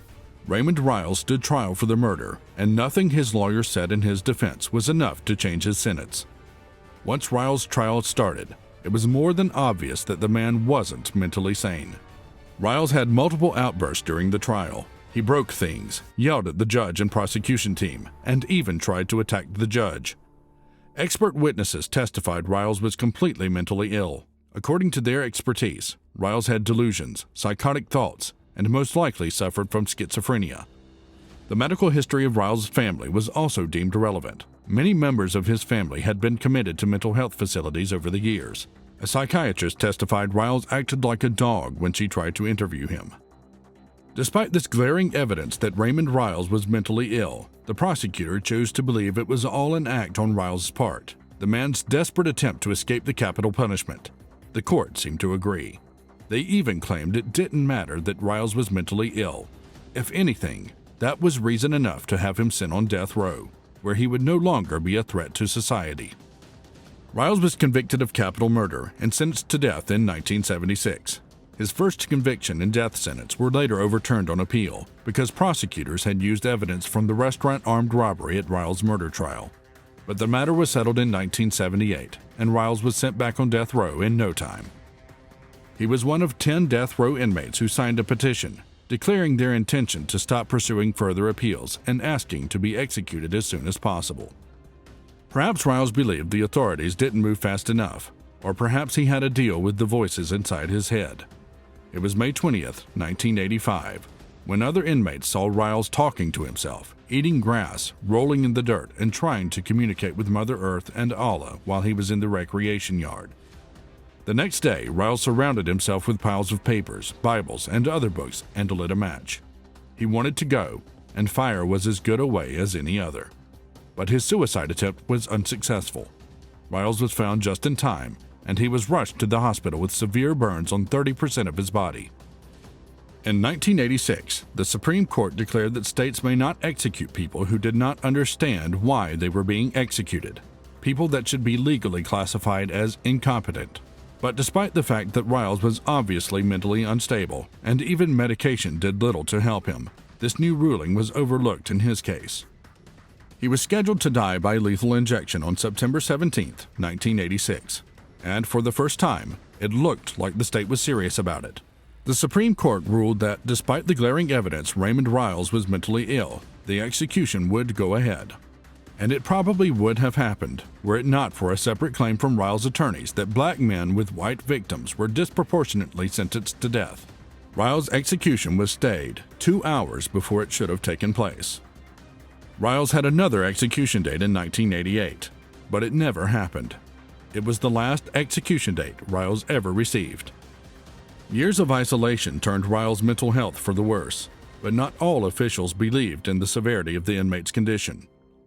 Riles' attorneys decided to petition the courts for a new sentence. They claimed that potential mitigation factors, such as Riles' mental illness, had been overlooked during his initial trial. In February 2021, Harris County District Attorney Kim Ogg expressed her support to Riles' case. Ogg explained that certain factors must be considered before a defendant is sentenced. Furthermore, she said, Raymond Riles deserved to be treated the same way defendants who are being sentenced today are. Riles' resentencing hearing took place on June 9, 2021. He appeared on Zoom and not in person due to his poor health. Riles suffered from heart disease and prostate cancer, which put him at high risk of contracting COVID-19. State District Judge Anna Martinez resentenced Raymond Riles to life in prison. At the time of Riles' sentencing, Texas did not give terms of life imprisonment without the possibility of parole. Raymond Riles spent 45 years on death row, making him the nation's longest-serving death row prisoner. He's currently 72 years old and still in prison. The Texas Board of Pardons and Paroles is expected to conduct a parole review in his case.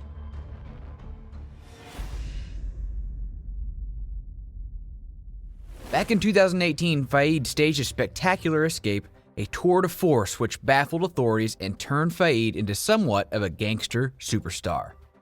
It was a Sunday morning in July 2018. While some attended Sunday service, others, namely Redoine Faid, were getting ready for a show-stopping prison escape. Faid wasn't a mere petty criminal. He was somebody in the world of crime, a seasoned gangster who took pride in his so-called craft. At 45 years old, the man has spent his entire life involved in some type of illegal activities. Redoine Faid was born in 1972 in France to Algerian immigrant parents.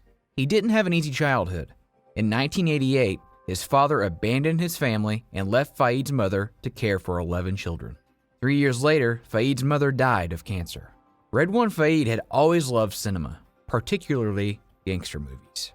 When he was a child, awe-filled by the action-packed thrillers he would watch, Faid swore he would either become a policeman or a thief.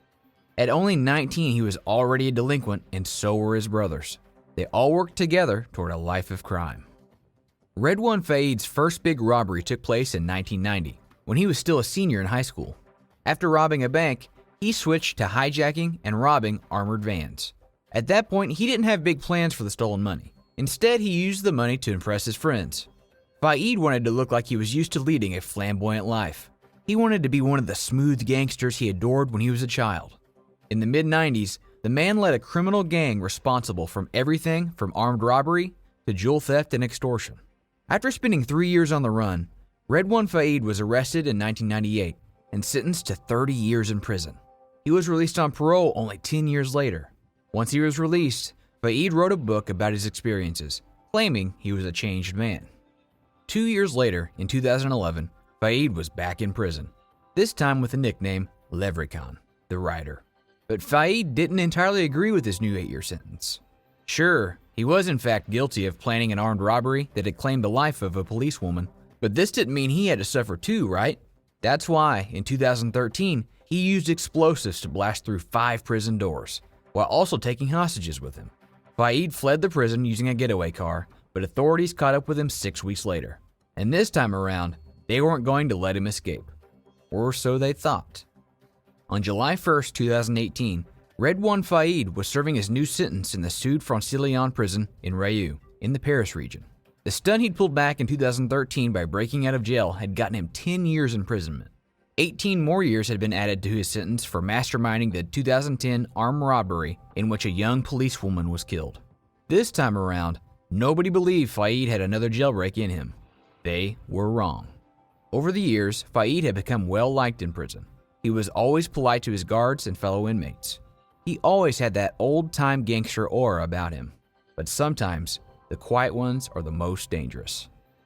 It was an early Sunday. It was also visiting day in the Sud Francilion prison in Redoine.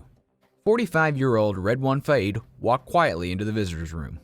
One of his brothers, Brahim, was there, waiting to have a little chat with Faid. Everything seemed normal.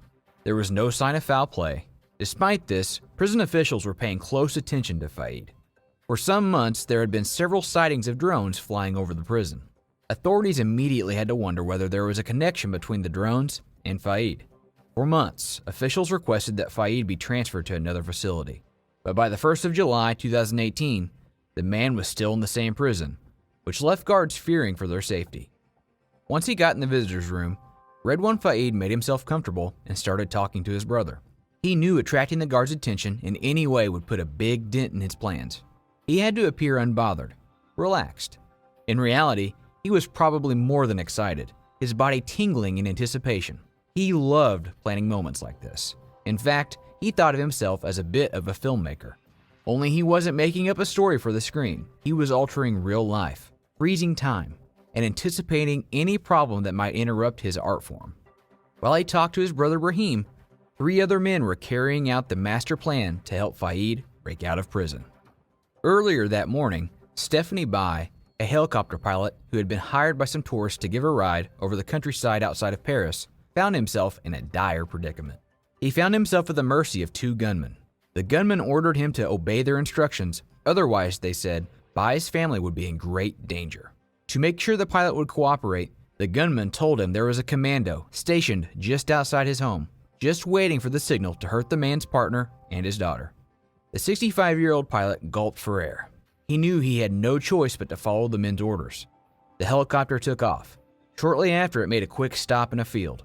A 3rd man boarded the helicopter, but not before the gunmen loaded what sounded like weapons and other equipment. Once again, the helicopter took off, heading towards Redoine. One of the gunmen told the pilot to land in a triangular courtyard near the prison's main entrance. The prison courtyard was the only area not protected by anti-aircraft netting, mostly because prisoners would use it only to enter and exit the prison. As the helicopter made its descent into the prison courtyard, guards were confused. No one was sure what was happening, not even the prison's central command. In hindsight, nobody believed anyone would be crazy enough to try to pull this kind of stunt. In hindsight, they were wrong. But then something happened. Two armed men wearing black ski masks, paramilitary combat gear, and ski goggles to protect their eyes jumped out of the helicopter and into the courtyard. The men threw smoke bombs and tear gas canisters at all the surrounding buildings.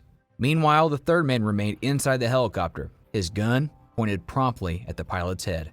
He ordered the pilot to hover the helicopter above the courtyard. Then, they waited. Meanwhile, the two other gunmen used a power saw to open the door leading into the prison building. They both had rifles and were ready to use them at any time. In a matter of minutes, one of the men entered the visitor's room. Faid followed him. Together, the two men made their way out of the prison building. Nobody dared to prevent them from leaving the building. In fact, nobody was there, not even one guard. Once Faid got to the helicopter, he knew he had to do one last movie-like gesture. He turned toward the prison and saw two people, a guard and an inmate, watching him from behind a window. Smiling like one of his beloved old-time gangsters, Faid put his right hand to his temple into a mocking Air Force salute. Then, he was gone. A massive manhunt ensued, involving more than 3,000 French police officers. Redoine Faid spent 3 months on the run before he was eventually caught. He was arrested on Wednesday, October 3rd, 2018, at around 4 a.m. local time. Perhaps his sentimentality was what gave him away. French special forces found Faid in an apartment located in Creil, a city in the northern suburbs of Paris and Faid's birthplace. After he was finally caught, Redoine Faid was immediately taken to one of France's most secure prisons and placed in solitary confinement. Faid still won, in a sense. His devotion to becoming a movie-like gangster was rewarded in 2018, shortly after he was arrested. French director Pierre Morel, best known for directing Taken, revealed his intention to direct a Redoine Faid biopic. Penedo Jail is a correctional facility located in the city of Penedo, Alagoas, Brazil. The jail was built in the early 20th century and was originally intended to house a few hundred inmates, but it has since become severely overcrowded, with a capacity for approximately 150 inmates, but at times holding over 500. The conditions inside Penedo Jail are notoriously harsh, with reports of overcrowding, violence, and poor sanitation. Inmates are crammed into small cells with limited access to basic necessities such as food, water, and medical care. Some inmates reportedly sleep on the floor or in hammocks with no beds provided. Due to overcrowding, violence is also a significant issue inside Penedo Jail. Inmates are often forced to join gangs for protection, and fights and riots are a regular occurrence. The lack of staff and resources has also made it difficult to maintain order and prevent violence from escalating. However, it was in 2012 when Penedo Jail gained popularity, not only in Brazil, but all across the world. What's even more fascinating is that the recent surge in the prison's popularity was not due to any upgrades or changes in its policies, but because one inmate, Ronald Silva, tried to make a run for it in his wife's attire. Deep inside the walls of Penedo Prison, Ronald Silva sat on his bed, staring out of the small barred window. He had been there for months now, ever since his last failed escape attempt, and he was starting to feel like his life was slipping away from him. He had always been a man with a plan, a man who could think on his feet and make things happen. But here, inside these walls, he was just another inmate, another number in a sea of criminals. But Ronald was not the kind of man who would give up. He was determined to escape, to leave this place behind and start a new life on the outside. As he sat there, staring out the window, he began to formulate a plan. He knew that he couldn't just try the usual escape. He needed to do something different, something that no one would expect. And that's when he had his epiphany. He would escape dressed as a woman. It was crazy, it was risky, but it might just work. He could see it all in his mind's eye, walking out of the prison gates in a dress, a wig on his head, and his arms and legs shaved clean. It was so outrageous that it might work. Ronald knew that he would need help. He couldn't do this alone. So he decided to take help from the closest person he had, and it was none other than his beloved wife. As soon as his wife arrived for a prison visit on the day of the escape, she brought along an extra shirt, a wig, shoes, and bright red lipstick. Unbeknownst to her, She was about to become a willing accomplice in her husband's escape plan. With these items in hand, Silva began his transformation, eager to make a new persona and leave his old life behind. But this was no ordinary disguise. Silva went all out to create a convincing female persona, even shaving his arms and legs to look the part. Dressed head to toe in women's clothing, Ronald had pulled off the most daring escape in recent memory. From a black wig to a little blue dress, he had raided his wife's closet and left everyone wondering how he had managed to pull it off. What's more, he had done it all with the flair and panache that would make even the most seasoned criminals jealous. Ronald slipped into his wife's clothes, put on a wig, and applied makeup to his face. He looked in the mirror and barely recognized himself, but he had to keep his cool, act natural, and walk out of the prison gates without anyone suspecting a thing. As he made his way through the prison, Ronald's heart was racing. The guards were watching him, eyeing him suspiciously, but he kept his composure and played the part of a meek, obedient wife visiting her husband. When he finally made it to the prison gate, he took a deep breath and walked out into the world as a free woman. Ronald's daring and unconventional escape attempt made headlines around the world. It was a bold move that few people had ever attempted before. The prison's director, Carlos Welber, later revealed that Silva had hatched his plan during his wife's weekly visit to the prison. Silva had managed to swap clothes with his wife, who left the facility wearing his Bermuda shorts and another top that she had brought in her bag. The swap went unnoticed by the guards, allowing Silva to don his wife's clothes and attempt his daring escape in broad daylight. At first, it seemed as though Silva had succeeded in his daring plan. With his wife's help, he managed to walk straight out of the prison's front gates, confident in his new guise as a woman.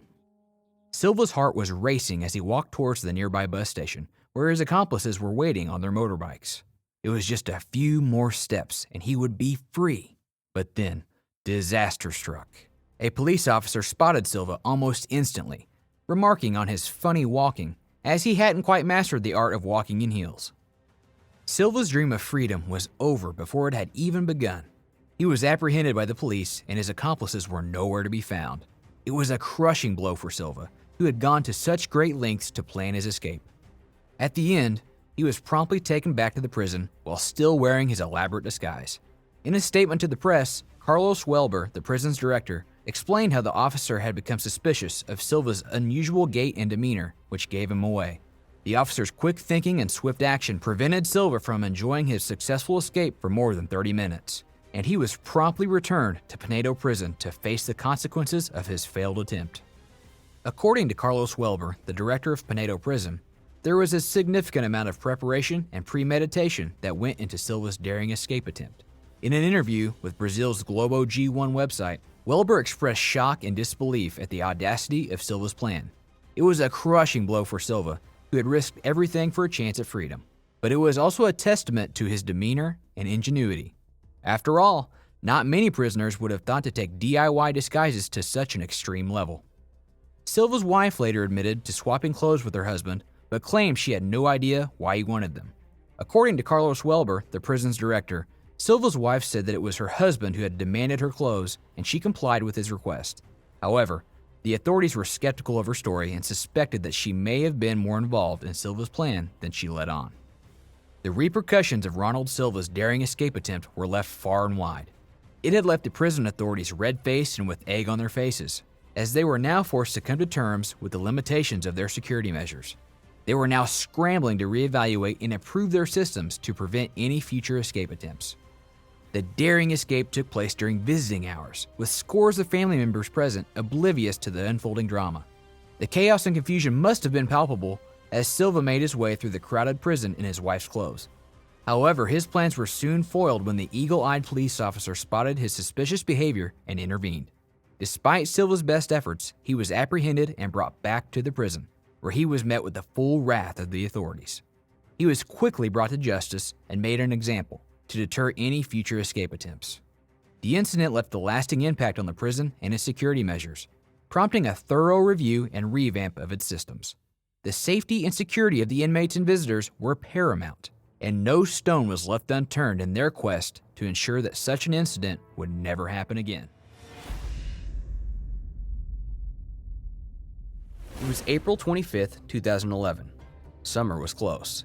But while for most Westerners, summer means nothing more or less than a great opportunity for vacation, there are people in this world with other priorities for the season.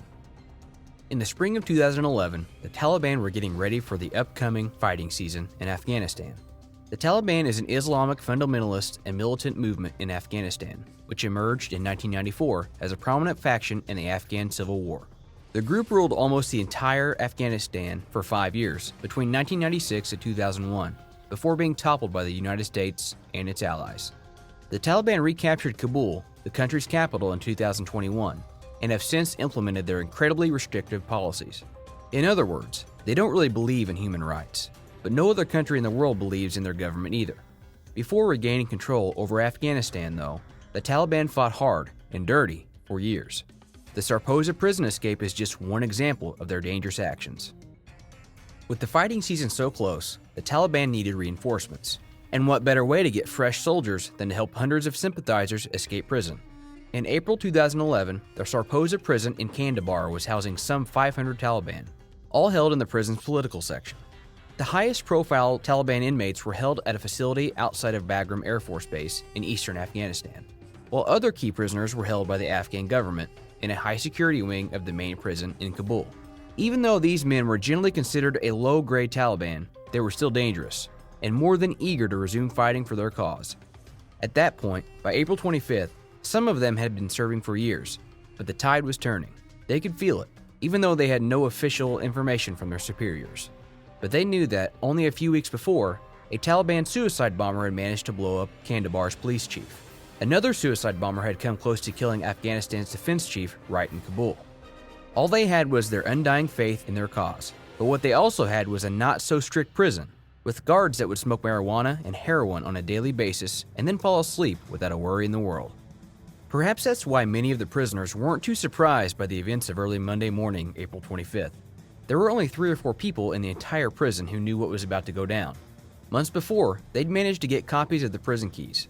An important detail, they needed to make sure that they'd be able to open their cells. It was just before midnight when the plan was finally greenlit. The prison building was quiet, shrouded in darkness. Everyone was asleep. Well, almost everyone. The 3 men started waking up their fellow prisoners. They worked quietly, but efficiently. They knew they had to. Breaking almost 500 Taliban out of jail can't be easy work. They decided to wake up the prisoners in groups of 4 or 5. This way, they figured, there wouldn't be that much racket. Not that the prison guards would necessarily react even if there was. There was another reason they needed to work with small groups only. The tunnel could get crowded, and oxygen was limited. Yes, a tunnel. It had been 5 months in the making, but none of the Taliban inside the prison, nor the Afghan officials, knew anything about the tunnel. For months, a group of 18 insurgents from outside the prison had dug and burrowed thousands of feet underground. In order to avoid drawing suspicion on the huge mounds of brown soil, the insurgents sold truckloads of the earth in Kandahar's bazaar. Everything about the escape had been thoroughly planned. So in order to keep things running smoothly, only a few people were woken up at a time. Each group walked quietly, room by room, until they reached a cell with a hole in the cement floor. The opening was about 3 feet in diameter. After a 5-foot drop, the prisoners had to walk some 1,180 feet in order to reach the other side, where the tunnel opened in a house. Sections of the tunnel were lit with electric lights. There were also fans, which ventilated the space. It wasn't an amateur creation. The Taliban had worked for 5 months in order to get it ready, and they had assistance from engineers. The tunnel led from the prison's political wing to a house southwest of the prison, which had been previously rented by the Taliban. In fact, the house had been searched by authorities only 2 months before the escape, maybe because of its close proximity with the prison, but authorities had somehow failed to find the entrance to the tunnel. Everything ran smoothly. Group after group went in the tunnel and came out on the other side. The guards were probably fast asleep. Nobody had any clue about what was happening inside the prison. Still, the Taliban were ready to retaliate if needed. They placed suicide bombers inside the house. Each of them was ready to fight and sacrifice themselves if it meant the others would escape. After reaching the house, the escapees were taken in vehicles to a safe place of the Taliban. Almost 500 Taliban were broken out of Sarposa prison. The whole operation took 4.5 hours. At about 4 o'clock on Monday morning, a single prison guard wandered into the prison's political wing. But to his astonishment, the entire section was empty. 500 people were gone. but not without a trace. For some reason, the prisoners had left their clothes, shoes, and turbans behind. Authorities were alerted, and the investigation began. Mohammed Tahir, the head of the team investigating the escape, immediately thought that the escape had been aided by several prison guards. The Taliban were quick to claim the escape and even brag about it. They provided the details of the escape, relishing in their success and their wit. Toyalai Wessa, the governor of Kandahar, publicly stated that security forces had failed in their duty. Wessa also said efforts were already underway to recapture the prisoners. Some of the escaped prisoners have been recaptured by security forces during searching operations, and huge operations have launched inside and on the outskirts of Kandahar city for the rest of them, he said. The shame of this escape was made even more bitter by the fact that it wasn't the first of its kind. 3 years prior, in June 2008, the Taliban had managed to break out 870 inmates from the same prison. That time around, they had used a suicide bomber to break a hole in the prison in order to free the prisoners. This is a blow, presidential spokesman Wahid Omar said after the prison escape. A prison break of this magnitude of course points to a vulnerability. The magnitude of the event was even greater considering it had all happened under the noses of Afghan and NATO officials. To make matters worse, the Taliban said they had freed more than 500 of their fellow insurgents and that about 100 of them were commanders. 4 of them were former provincial chiefs. The security around the prison was enhanced after the escape. The Afghan uniformed police also established a checkpoint directly across the highway from the prison, directly above the tunnel exit. But the escape was a big blow to the Afghan authorities, with suspicions about government officials and their inability to protect civilians skyrocketing. At least 71 of the escaped prisoners were allegedly recaptured, though the numbers aren't exactly confirmed.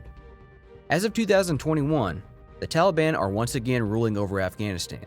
They swore to bring about a truly Islamic state, and they also expressed their desire to have good relations with the United States. But their idea of an Islamic state and good relations with the rest of the world doesn't necessarily seem to involve the pledge to protect human rights.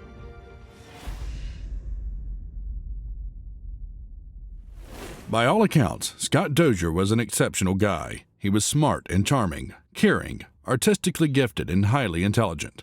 He was also a murderer, though Dozier himself had never admitted his cruel acts. Before becoming a murderer, though, Dozier had been a mostly happy kid with a mostly good family. Scott Dozier was born on November 20th, 1970, in Great Falls, Montana.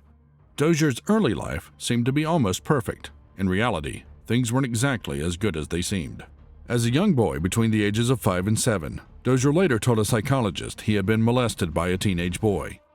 By the 8th grade, Dozier found himself doing time at a juvenile detention facility, probably because of his newly found call as a drug dealer. Dozier ended up selling marijuana and LSD all throughout high school. By the time Dozier was in his mid-20s, he was a far cry from the caring boy he'd once been. And it was drugs that ultimately led to his downfall. In 1995, Dozier was arrested in North Las Vegas with Valium, meth, and Rohypnol. In 1998, a home he lived in Las Vegas exploded under mysterious circumstances. The whole deal awfully reeked of a meth lab explosion, but this suspicion was never proved. Soon enough, Dozier's crimes turned from producing and selling methamphetamine to murdering his drug associates. It was April 18, 2002, when Scott Dozier met Jeremiah Miller at La Concha, a motel on the Las Vegas Strip. In April 2002, Miller was eager to learn how to cook meth.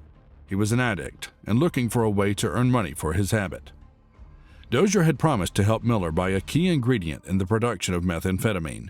Miller brought $12,000 in cash for the purchase.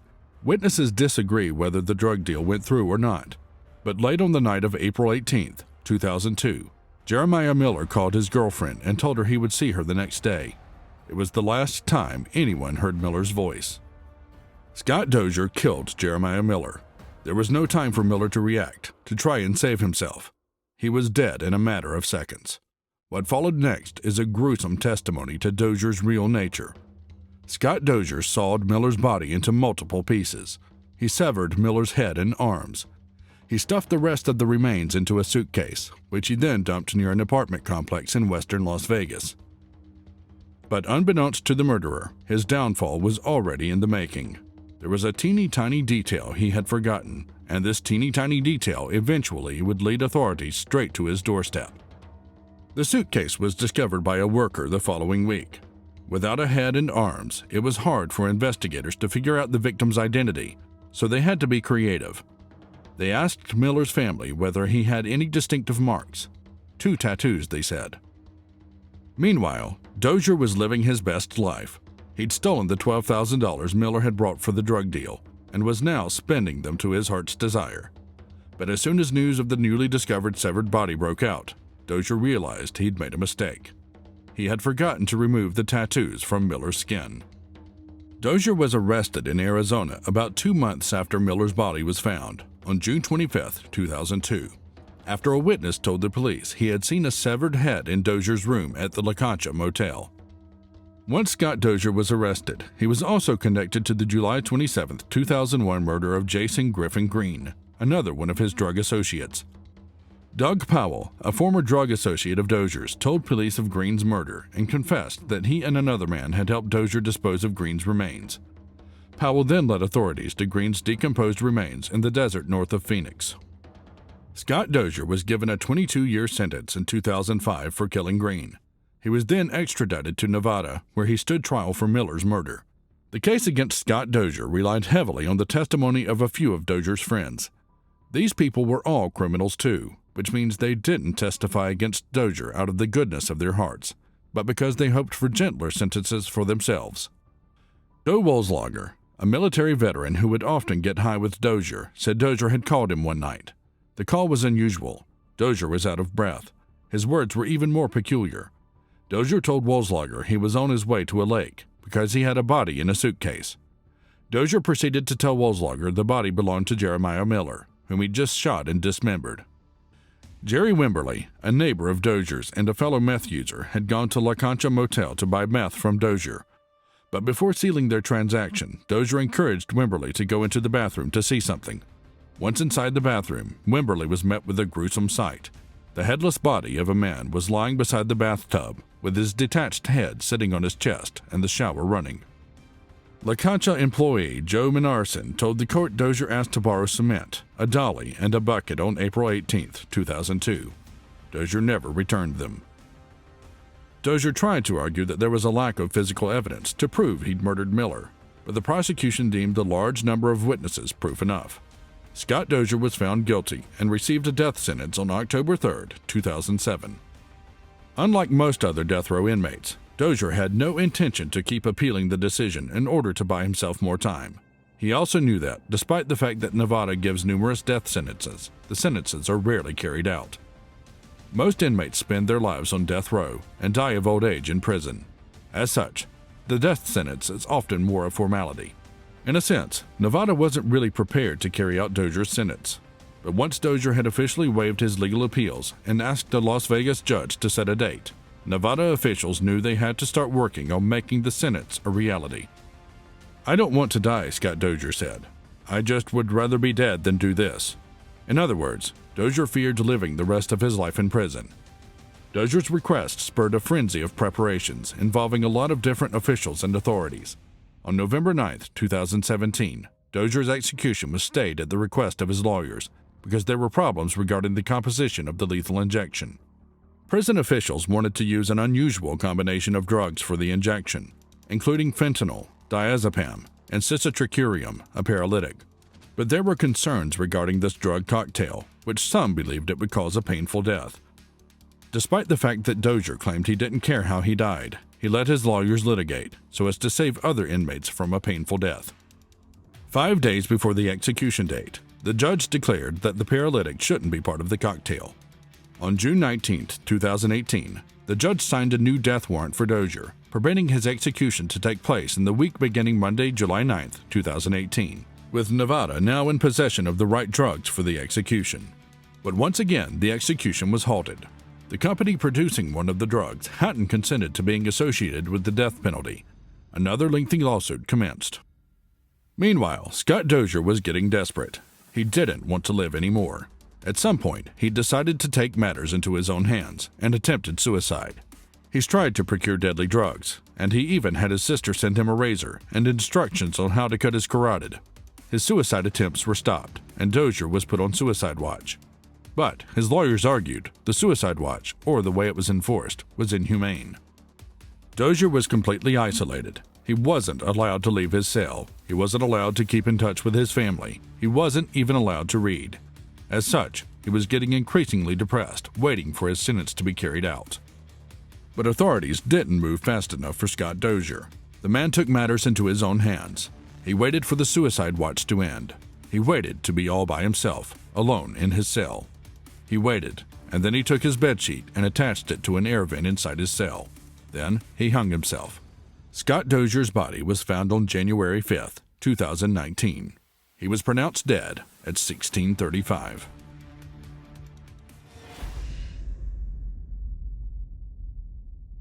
As the sun set on a summer evening in upstate New York, an eerie silence fell over Clinton Correction Facility. A maximum security prison nestled in the small town of Dannemora was known for housing some of the most dangerous criminals in the state. But on this night, something was different. The guards patrolling the prison walls had no idea that two of their most notorious inmates were plotting their escape. Richard Matt and David Sweat, both serving life sentences for murder, had been digging their way out of their cells for months. And as the darkness descended upon the prison, they were ready to make their move.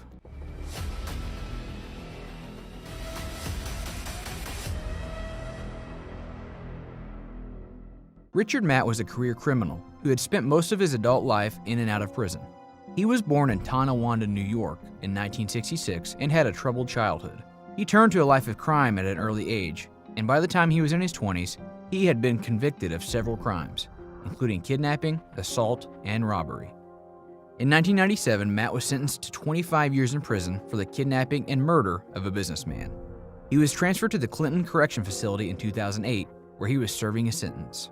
David Sweat, on the other hand, was a convicted killer who was serving a life sentence without the possibility of parole. He was sentenced to life in prison in 2003 for the murder of a sheriff's deputy. The escape of Richard Matt and David Sweat from the Clinton Correctional Facility in 2015 was a carefully planned and executed effort that lasted several months. In planning their escape, Richard Matt and David Sweat considered several factors, including the prison's layout, the location of the guards, and the routines of the prison staff. They had studied the prison's security measures and were aware of its weaknesses, which they exploited to their advantage. The two convicts worked on their escape at night, when the prison was quieter and less active. They used soundproof walls and coverings to muffle the noise of their drilling and sawing. They also had to be careful to avoid detection by the guards and cameras, which required precise timing and coordination. Their first step was to gain access to the prison's maintenance tunnels, which they accomplished by cutting through their cell walls with power tools. Once they were in the tunnels, they made their way through the maze of pipes and vents until they reached a manhole that led to the outside of the prison walls. To get through the manhole, Matt and Sweat used hacksaws and other cutting tools to break through the metal grates that covered it. They then crawled through the small opening and emerged outside the prison walls. From there, the two inmates made their way to a nearby train station, where they had stashed a car that they had stolen from a prison employee. They then drove the car to a nearby town where they split up and went their separate ways. The escape was discovered on the morning of June 6, 2015, when prison guards did a head count of all the inmates during the morning roll call. When they got to the cells of Richard Matt and David Sweat, they found that they were empty. At first, the guards assumed that the two men might have been transferred to another facility, or that they were in the infirmary. But a further investigation revealed that they were nowhere to be found. A search of the prison grounds was immediately initiated, and it was soon discovered that the two men had cut their way through the back of their cells and into a series of tunnels and pipes that led to a manhole outside the prison walls. The manhole cover had been lifted, indicating that they had escaped through it. It quickly became clear that the two men had planned their escape meticulously and had taken great care to cover their tracks. However, they made one critical error. They failed to cover up the manhole after they had emerged from it, which made it easy for authorities to discover how they had escaped. After their escape, Richard Matt and David Sweat left a sarcastic note for the prison guards that included a happy face and read, "Have a nice day." The note was found near the pipe that the two men had used to break out of the prison, and it added insult to injury for the prison staff who were already reeling from the audacious escape. The note hinted at the brazen confidence of the escapees and the extent of the planning that went into their escape. The discovery of the empty cells and the manhole led to a massive manhunt that lasted for 3 weeks and involved hundreds of law enforcement officers from multiple agencies, including the New York State Police, the Federal Bureau of Investigation, and the U.S. Marshals Service. Helicopters and canine units were used. The search covered a large area of upstate New York and parts of Vermont and Canada. The authorities also offered a $100,000 reward for information leading to the capture of the fugitives. After the escape, Richard Matt and David Sweat spent several weeks in the surrounding areas of the prison, attempting to evade the authorities. They stole food, clothing, and camping gear from local hunting cabins and continued their journey deeper into the wilderness. At one point, they were spotted by a passing motorist, but the witness did not recognize the escapees and did not report the sighting until days later. Matt and Sweat also broke into a number of vacation homes and seasonal camps, stealing supplies and leaving behind clues to their whereabouts. Despite the extensive manhunt that was underway, the two men managed to elude the authorities for over 3 weeks, traveling almost 25 miles through the dense Adirondack forest. They made their way to a remote area near the Canadian border, where they were eventually tracked down by a team of U.S. Marshals. The men were located in a makeshift campsite, surrounded by discarded food wrappers and other evidence that they had been living in the area. The manhunt came to an end on June 26, when a U.S. Customs and Border Protection tactical team spotted Richard Matt in the woods near the Canadian border. He was shot and killed by a U.S. Border Patrol agent after he refused to surrender. David Sweat was captured 2 days later near the town of Constable, New York, after being spotted by a New York State trooper. He was shot and captured after he refused to surrender and fled from the trooper. The investigation into the prison break revealed a shocking level of complicity and corruption within the Clinton Correctional Facility. It was discovered that the two men had received assistance from a prison employee named Joyce Mitchell, who had agreed to be their getaway driver after their escape. Mitchell, who was a supervisor in the prison's tailor shop, had become close to the two men and had helped them obtain tools and other materials that they used in their escape. She later changed her mind about being their getaway driver and failed to show up at the agreed-upon location. Mitchell was charged with facilitating the escape and was sentenced to up to 7 years in prison. The investigation also revealed that the two men had used power tools to cut through the walls of their cells and the pipes in the tunnels. The tools were believed to have been supplied by Mitchell and another prison employee named Gene Palmer.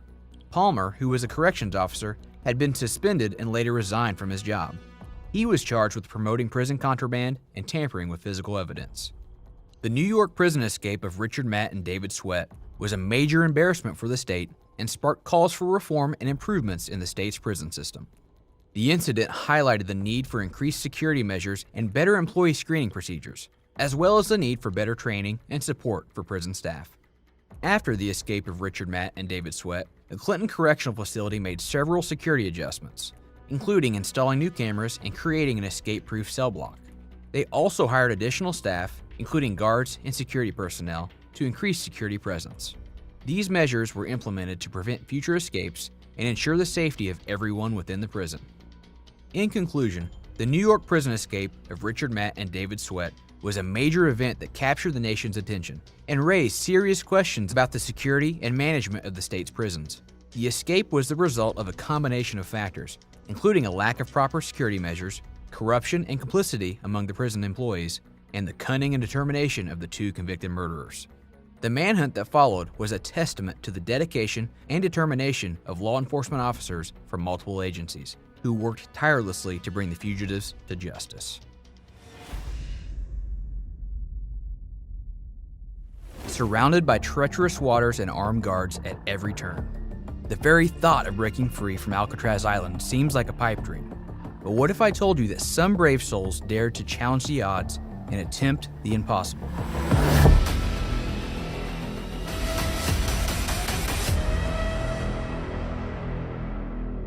This is the tale of a group of prisoners who refused to surrender to their fate and instead banded together to plot an escape unlike any other.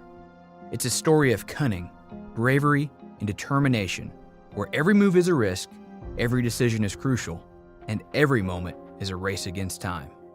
This is the story of Frank Morris, John Anglin, and his brother Clarence, who accomplished the unthinkable. A cryptic correspondence has emerged lately, believed to be from one of the 3 notorious prisoners who fled the infamous Alcatraz prison in 1962. The letter, purporting to be from John Anglin, was reportedly sent to the San Francisco police in 2013, but only recently came to light, adding to the mystery surrounding the daring escape. "My name is John Anglin," reads the letter. "I escaped Alcatraz in June 1962. Yes, we all made it out that night, but barely. Nestled in the heart of San Francisco Bay, Alcatraz Island was once home to one of the world's most secure prisons. Dubbed the Rock, this formidable fortress held some of the most dangerous criminals of its time, including notorious figures like Al Capone and George Machine Gun Kelly. But it wasn't just its notorious residents that made Alcatraz stand out. It was also its rich history, dating back to its use as a military prison during the Civil War. That added to its reputation as an impenetrable fortress. From its steel bars to the treacherous waters that surrounded it, Alcatraz was designed to keep even the most daring escape artist locked away. Yet, despite its reputation, a select few were not deterred and attempted to break free, including Frank Morris, John Anglin, and his brother Clarence. Frank Morris was a man shrouded in mystery.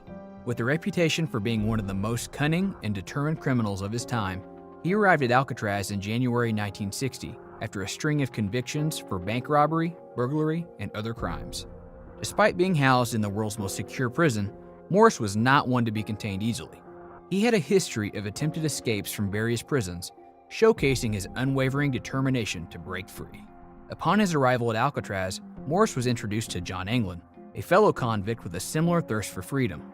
The two quickly became friends, and soon after, John's brother Clarence arrived at the prison, completing the trio of determined escape artists. The Anglin brothers had a troubled upbringing, growing up as part of a family of seasonal workers who struggled to make ends meet. This poverty pushed the brothers towards a life of crime at a young age, with their first known offense being a break-in at a service station at just 14 years old. The brothers quickly escalated their criminal activities, eventually getting caught for robbing the Columbia Savings Bank in Columbia, Alabama, and being sentenced to 35 years in prison. After multiple failed escape attempts from the Atlanta Penitentiary, they were eventually transferred to the notoriously secure Alcatraz in 1960. The final member of the escape group was Allen West. Before being sentenced to prison for auto theft in 1955, serial criminal Allen had already been detained more than 20 times. After being sent from Atlanta Penitentiary to Florida State Prison, he made an attempt at escape and was captured, ending up in Alcatraz in 1957. Together, the four men formed an unbreakable bond and began to hatch a plan that would go down in history as the greatest prison escape ever attempted.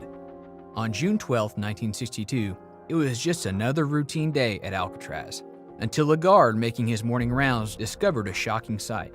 As he approached cell block D, he noticed something peculiar about the three cells he was assigned to check. The prisoners inside, Frank Morris and the Anglin brothers, were nowhere to be seen. Instead, the guard was met with three dummy heads made of papier-mâché and hair that were meant to fool the guards into thinking the prisoners were still in their cells. Alarmed by this discovery, the guard quickly raised the alarm, sending shockwaves through the prison.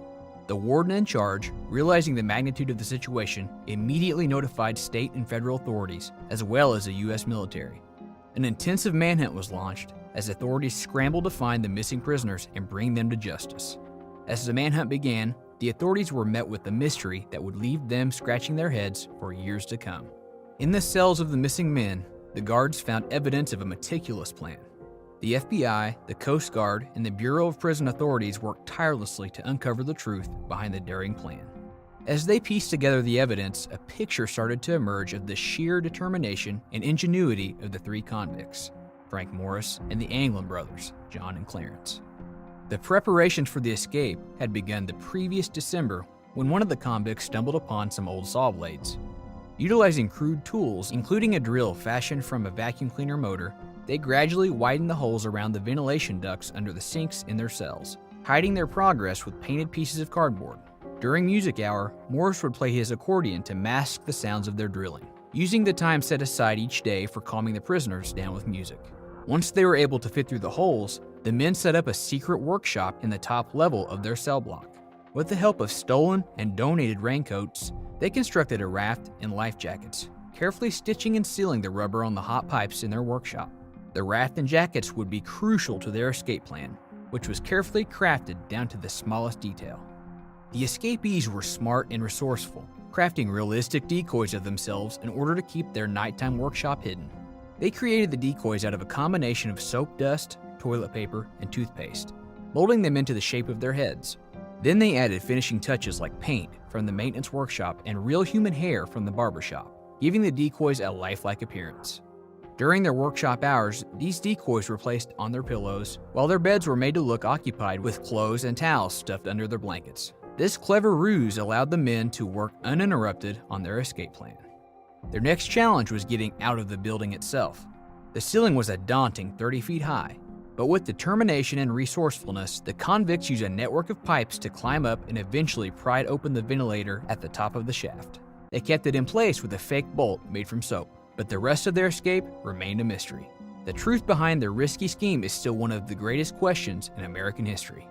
The fate of Morris and the Anglins is still unknown, despite numerous investigations and searches over the years. While their daring escape from the notorious Alcatraz Island was the talk of the town, no one could say for sure whether they actually made it to the mainland. The evidence was fragmented, with only remnants of their makeshift raft found near Angel Island. The official version was that they had drowned in the treacherous waters of San Francisco Bay, while others whispered that they had made it to the mainland, disappeared into the night, and started a new life under assumed identities. Despite extensive searches and investigations, no trace of the fugitives was ever found, leaving the authorities and the public in a state of uncertainty and disbelief. Some say that the men were aided by underworld connections or sympathetic sympathizers who provided them with food, money, and shelter. Others believe that they perished in the freezing water, unable to overcome the powerful currents and rough waves. West, who stayed behind, revealed the men's plan to reach Angel Island, swim to the mainland, and steal new clothes from a store. But despite this, no crime of this nature was reported. The authorities searched high and low, but no bodies were found in the bay, leaving people to wonder if the escapees had perished in the strong currents of the water. The disappearance of the three men was a true enigma, causing people to imagine the worst. Their families were left with nothing but questions, and their fate was left forever uncertain. In a world where justice should be blind, it's disheartening to see the ugly truth of prejudice and discrimination amongst the very people sworn to protect us. Many crooked cops seem to forget that not only does CCTV exist, but they are required to wear a camera on their chest at all times. Some officers seem to forget that this camera records their every move. Some say it's for the officer's safety, or it's used to collect evidence. But I think it's to capture despicable moments like these. An attack on innocent teens. In 2020, during the height of the pandemic, a New Jersey cop approached a group of black teenagers sitting on their front porch steps. I keep telling them to move, and all they're doing is getting smart.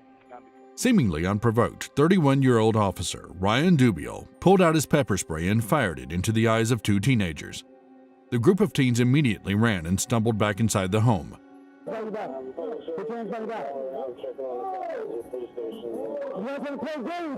The altercation occurred when Officer Dubiel was responding to a trespassing call. He approached the young men asking for their names, which most of the boys declined. Confused and feeling violated, the boys ignored the officer and returned to what they were doing. Officer Dubiel then fired the pepper spray at as many of the teens as he could. The body cam captures the moment of assault on camera. The officer, who had worked in 9 different departments previously, was rightfully suspended without pay. Assaulted for littering. A Michigan police officer assaulted a black man several times by beating him in the head and face during a traffic stop. Seemingly trying to run out of the passenger side, but stopped by officers on both sides. Diabete Hood, age 25, was driving with 3 other passengers when he was pulled over on the basis of a routine traffic stop.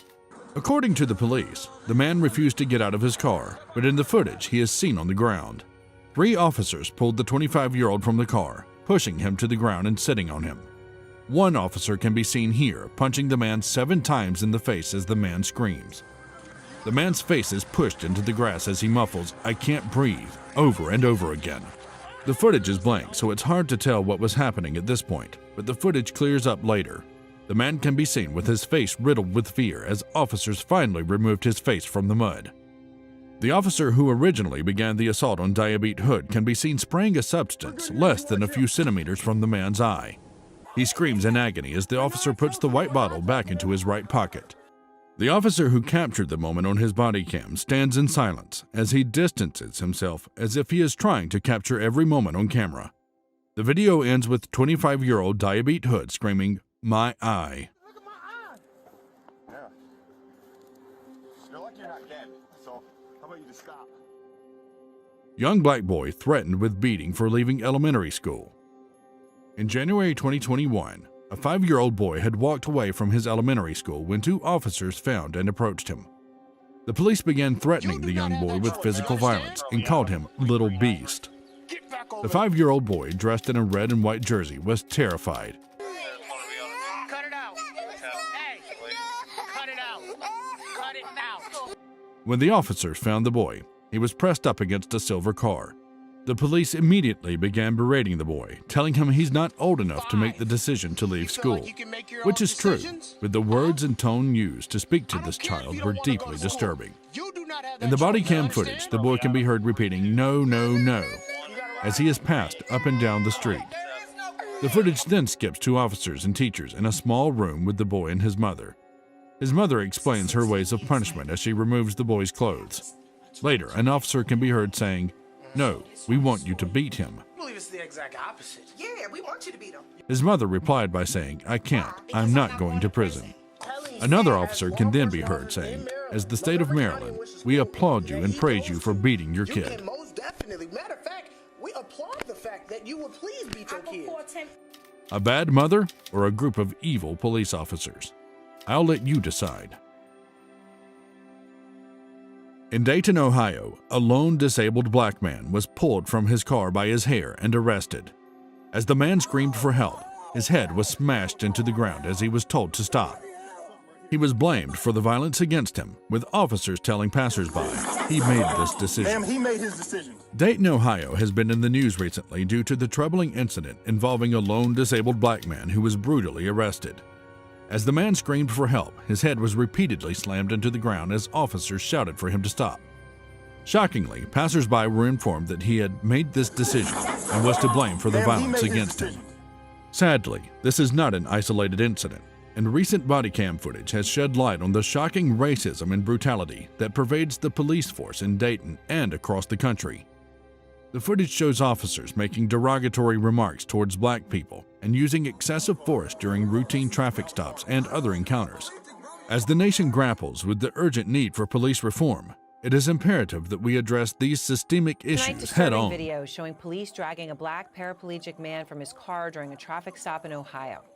We must acknowledge the institutionalized racism and biases that permeate our society and work towards meaningful change that promotes justice and equality for all. We owe it to the countless victims of police violence and their families to stand up and demand accountability from those who are sworn to protect us. It is time to hold our police forces to a higher standard, one that reflects the values of a just and equitable society. Unarmed man attacked by police dog. The newly released body camera footage of the Sheffield Police Department and the Colbert County Sheriff's Office has once again brought attention to the excessive use of force against unarmed black men by the police. On June 17, 2021, Marvin Long was forcefully arrested and commanded to be bitten by a police dog, even though he was unarmed and posed no threat to the officers. The first video shows Long standing beside a police cruiser as officers walk up after completing a prior arrest.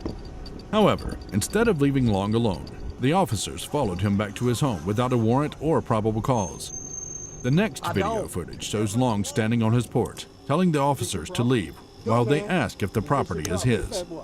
Long's constitutional right to remain silent was ignored as the officers aggressively wrestled him to the ground and began to frisk him unlawfully without probable cause or his consent. Even after being bitten by a police dog, Long was told to stop resisting, adding insult to injury. It is clear from the video footage that the officers were not protecting the public or enforcing the law. Instead, they were attacking an unarmed black man for no reason and enjoying it. This incident is yet another example of the systemic racism and violence that black people face in the United States. It is time for the police to be held accountable for their actions and for justice to be served. We cannot continue to tolerate such brutality in our communities. Assault on a young black man. The decision by DA Todd Williams not to call for a criminal investigation of the white police officers who pinned a black man by his neck has sparked outrage among activists and community members. Many are calling for justice for Devon Lewis Rayshawn Whitmire, who was arrested on May 13th for communicating threats. The incident was captured on video by Whitmire's fiancée, Carrie Spiegel, who described the officer's actions as an assault. Despite this, Williams decided not to request an investigation by the North Carolina State Bureau of Investigation. The use of force by the officers has been a topic of controversy, with some arguing that it was excessive, while others defend it as necessary to detain a man who was resisting arrest and claimed to have a gun. Okay, well, can y'all back up so I can get my gun off of it? Where's your gun at? Don't worry. The Citizen Times made a public records request for any 911 call that led to the arrest, but city officials stated that there was no such record. Despite the lack of concrete evidence, the community remains outraged at what they see as an unjust system that fails to hold law enforcement accountable for their actions. Activists continue to demand justice for Whitmire and for a review of the police department's policies on the use of force. It remains to be seen whether their calls for change will be heard and acted upon. The community deserves answers as to why there was no de-escalation by I hope the unveiling the ugly truths of racism amongst police wasn't too upsetting. The collection of stories was not for the faint-hearted. Witness firsthand the injustices committed by those meant to serve and protect. It's time to open our eyes and demand change.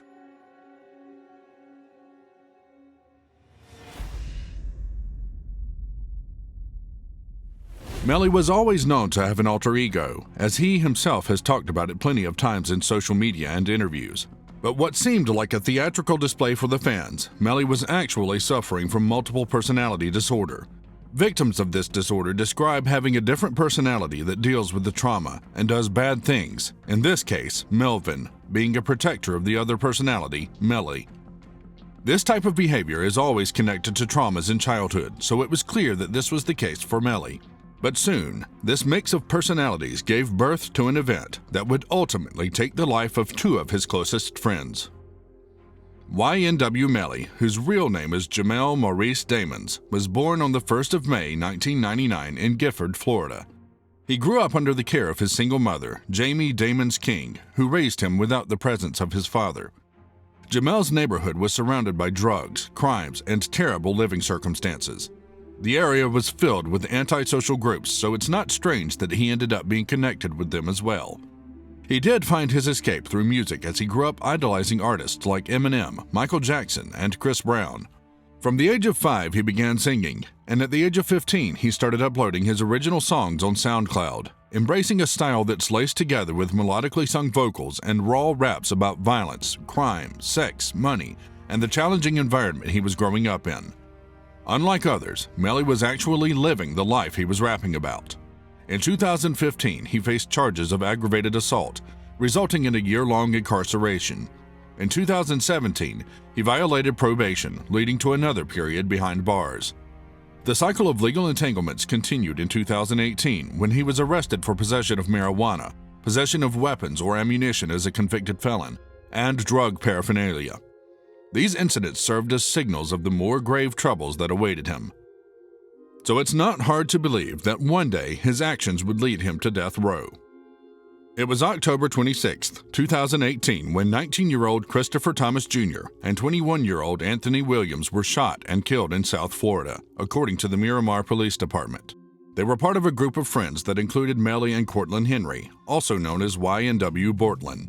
On October 26th, Henry pulled into Memorial Hospital Miramar with the bodies of Thomas and Williams in the passenger seat of a Jeep full of bullet holes. He initially told the police that the two were killed in a drive-by, but later, the police found out that Henry and Melly orchestrated the killings, with Melly pulling the trigger and Henry doing a cover-up. The police found no evidence of shots fired in the location Henry claimed the shooting occurred. There were no reports of gunshots in that area. Cell phone records and surveillance videos showed that an associate lied about Damon's whereabouts before the shooting. They also revealed that the path taken to the hospital did not match Henry's testimony. Forensic evidence at the actual crime scene showed no other vehicles were present at the time of the shooting. Evidence from an autopsy report showed that the shot that killed Williams, who sat in the front right passenger seat, had come from behind and to the left and was fired from less than 3 feet away. So how does this all tie in back to Jamel Damons? Well, the investigators said the evidence showed that prior to entering the hospital, Henry and Damons were driving around for a period of time with the dead bodies in the vehicle in a calculated effort to establish their version of the incident. After the shooting, Melly posted on Instagram saying, "They took my brothers away from me over jealousy. I know you were all watching over me." On February 12th of 2019, Henry was arrested in Texas and extradited to Broward County. Shortly a day after, Jamel posted on Instagram claiming his innocence and later turned himself in to the officials in Broward County. Both were charged with 2 counts of first-degree murder. On March 5th, Damons pleaded not guilty to the charges and was slated to be heard in front of a jury. But the state prosecutors filed notice in April of their intent to seek the death penalty. The move was backed by the family of the victims. In the April 18th court filing, prosecutors stated their intent to prove a number of aggravating factors to show that the killings were cruel, committed in a cold, calculated, and premeditated way without any moral or legal justification. On May 30th, Damon's attorney, Bradford Cohen, appealed to grant bond with the Broward County Court, but the bond was later denied. Melly's trial date has been pushed many times as both sides argue over the inclusion of evidence and whether the death penalty will be allowed. The death penalty was dropped in July 2022, only to be proposed again 4 months later. So far, his life in jail hasn't been pleasant. On December 12th of 2022, 2 extensive Instagram posts were shared on Melly's account, detailing the challenging circumstances he is facing while awaiting trial for double murder. In one of the captions alongside his mugshot, Melly began by stating, "At this moment, I am officially fearing for my life." He continued to explain that a new captain named Hubert and XO Jenkins had assumed control of the jail for the past 2 weeks, implementing even stricter punishments than their predecessors. Since December 1st, he has been relocated to a unit designed to accommodate 24 inmates. Curiously, he is the sole inmate housed in this vacant unit, deprived of phone privileges, television, and access to newspapers. He believes that he is under constant surveillance, ensuring that he cannot communicate his mistreatment, discrimination, physical threats, and harassment to the outside world. He also said, "Whenever I leave my cell for the designated 1 hour per day, all other inmates in adjacent dorms must return to their cells." He accused deputies and high-ranking personnel from the Broward Sheriff's Office of subjecting him to cruel and unusual treatment. Melly expressed his belief that he has been isolated from the outside world and fears that the next step may involve severe physical assault, similar to the frequent incidents targeting other inmates at the Broward County main jail. In a subsequent post, Melly continued to make additional allegations against the jail staff. "I am unable to contact my family or lawyers to inform them I have been beaten or harassed. They falsely claim that my phone privileges have been permanently revoked due to numerous infractions over the past 7 months. This is false. My phone privileges were indefinitely revoked after a single violation, which involved using another inmate's pen to make a phone call, despite not being allowed to do so. If I had been treated like any other inmate in this facility, my phone privileges would have been restored and my pen would have been given back after 30 days, as stated in the handbook. However, since May 8, 2022, I have been denied phone privileges and have not been provided with my pen, even after being here for over a year." He went on to assert that his mistreatment is a result of the influential individuals within the jail harboring a personal vendetta against him. "I have completed all of my disciplinary penalties, so why are my phone privileges still withheld? Why am I the only inmate confined to a unit without any human interaction? Considering the circumstances, I do not feel safe in the custody of these individuals, particularly when the highest-ranking authority in the jail dislikes me. I genuinely fear for my life, and my family shares this concern. I cannot endure another day in this environment. I request someone to assist me in transferring to another county jail until my trial. Please." Melly is definitely suffering the harsh conditions of his actions, and it looks as if it's all leading to his demise. Earlier this year, there's been a change in the death penalty law in Florida, which was signed by Governor DeSantis.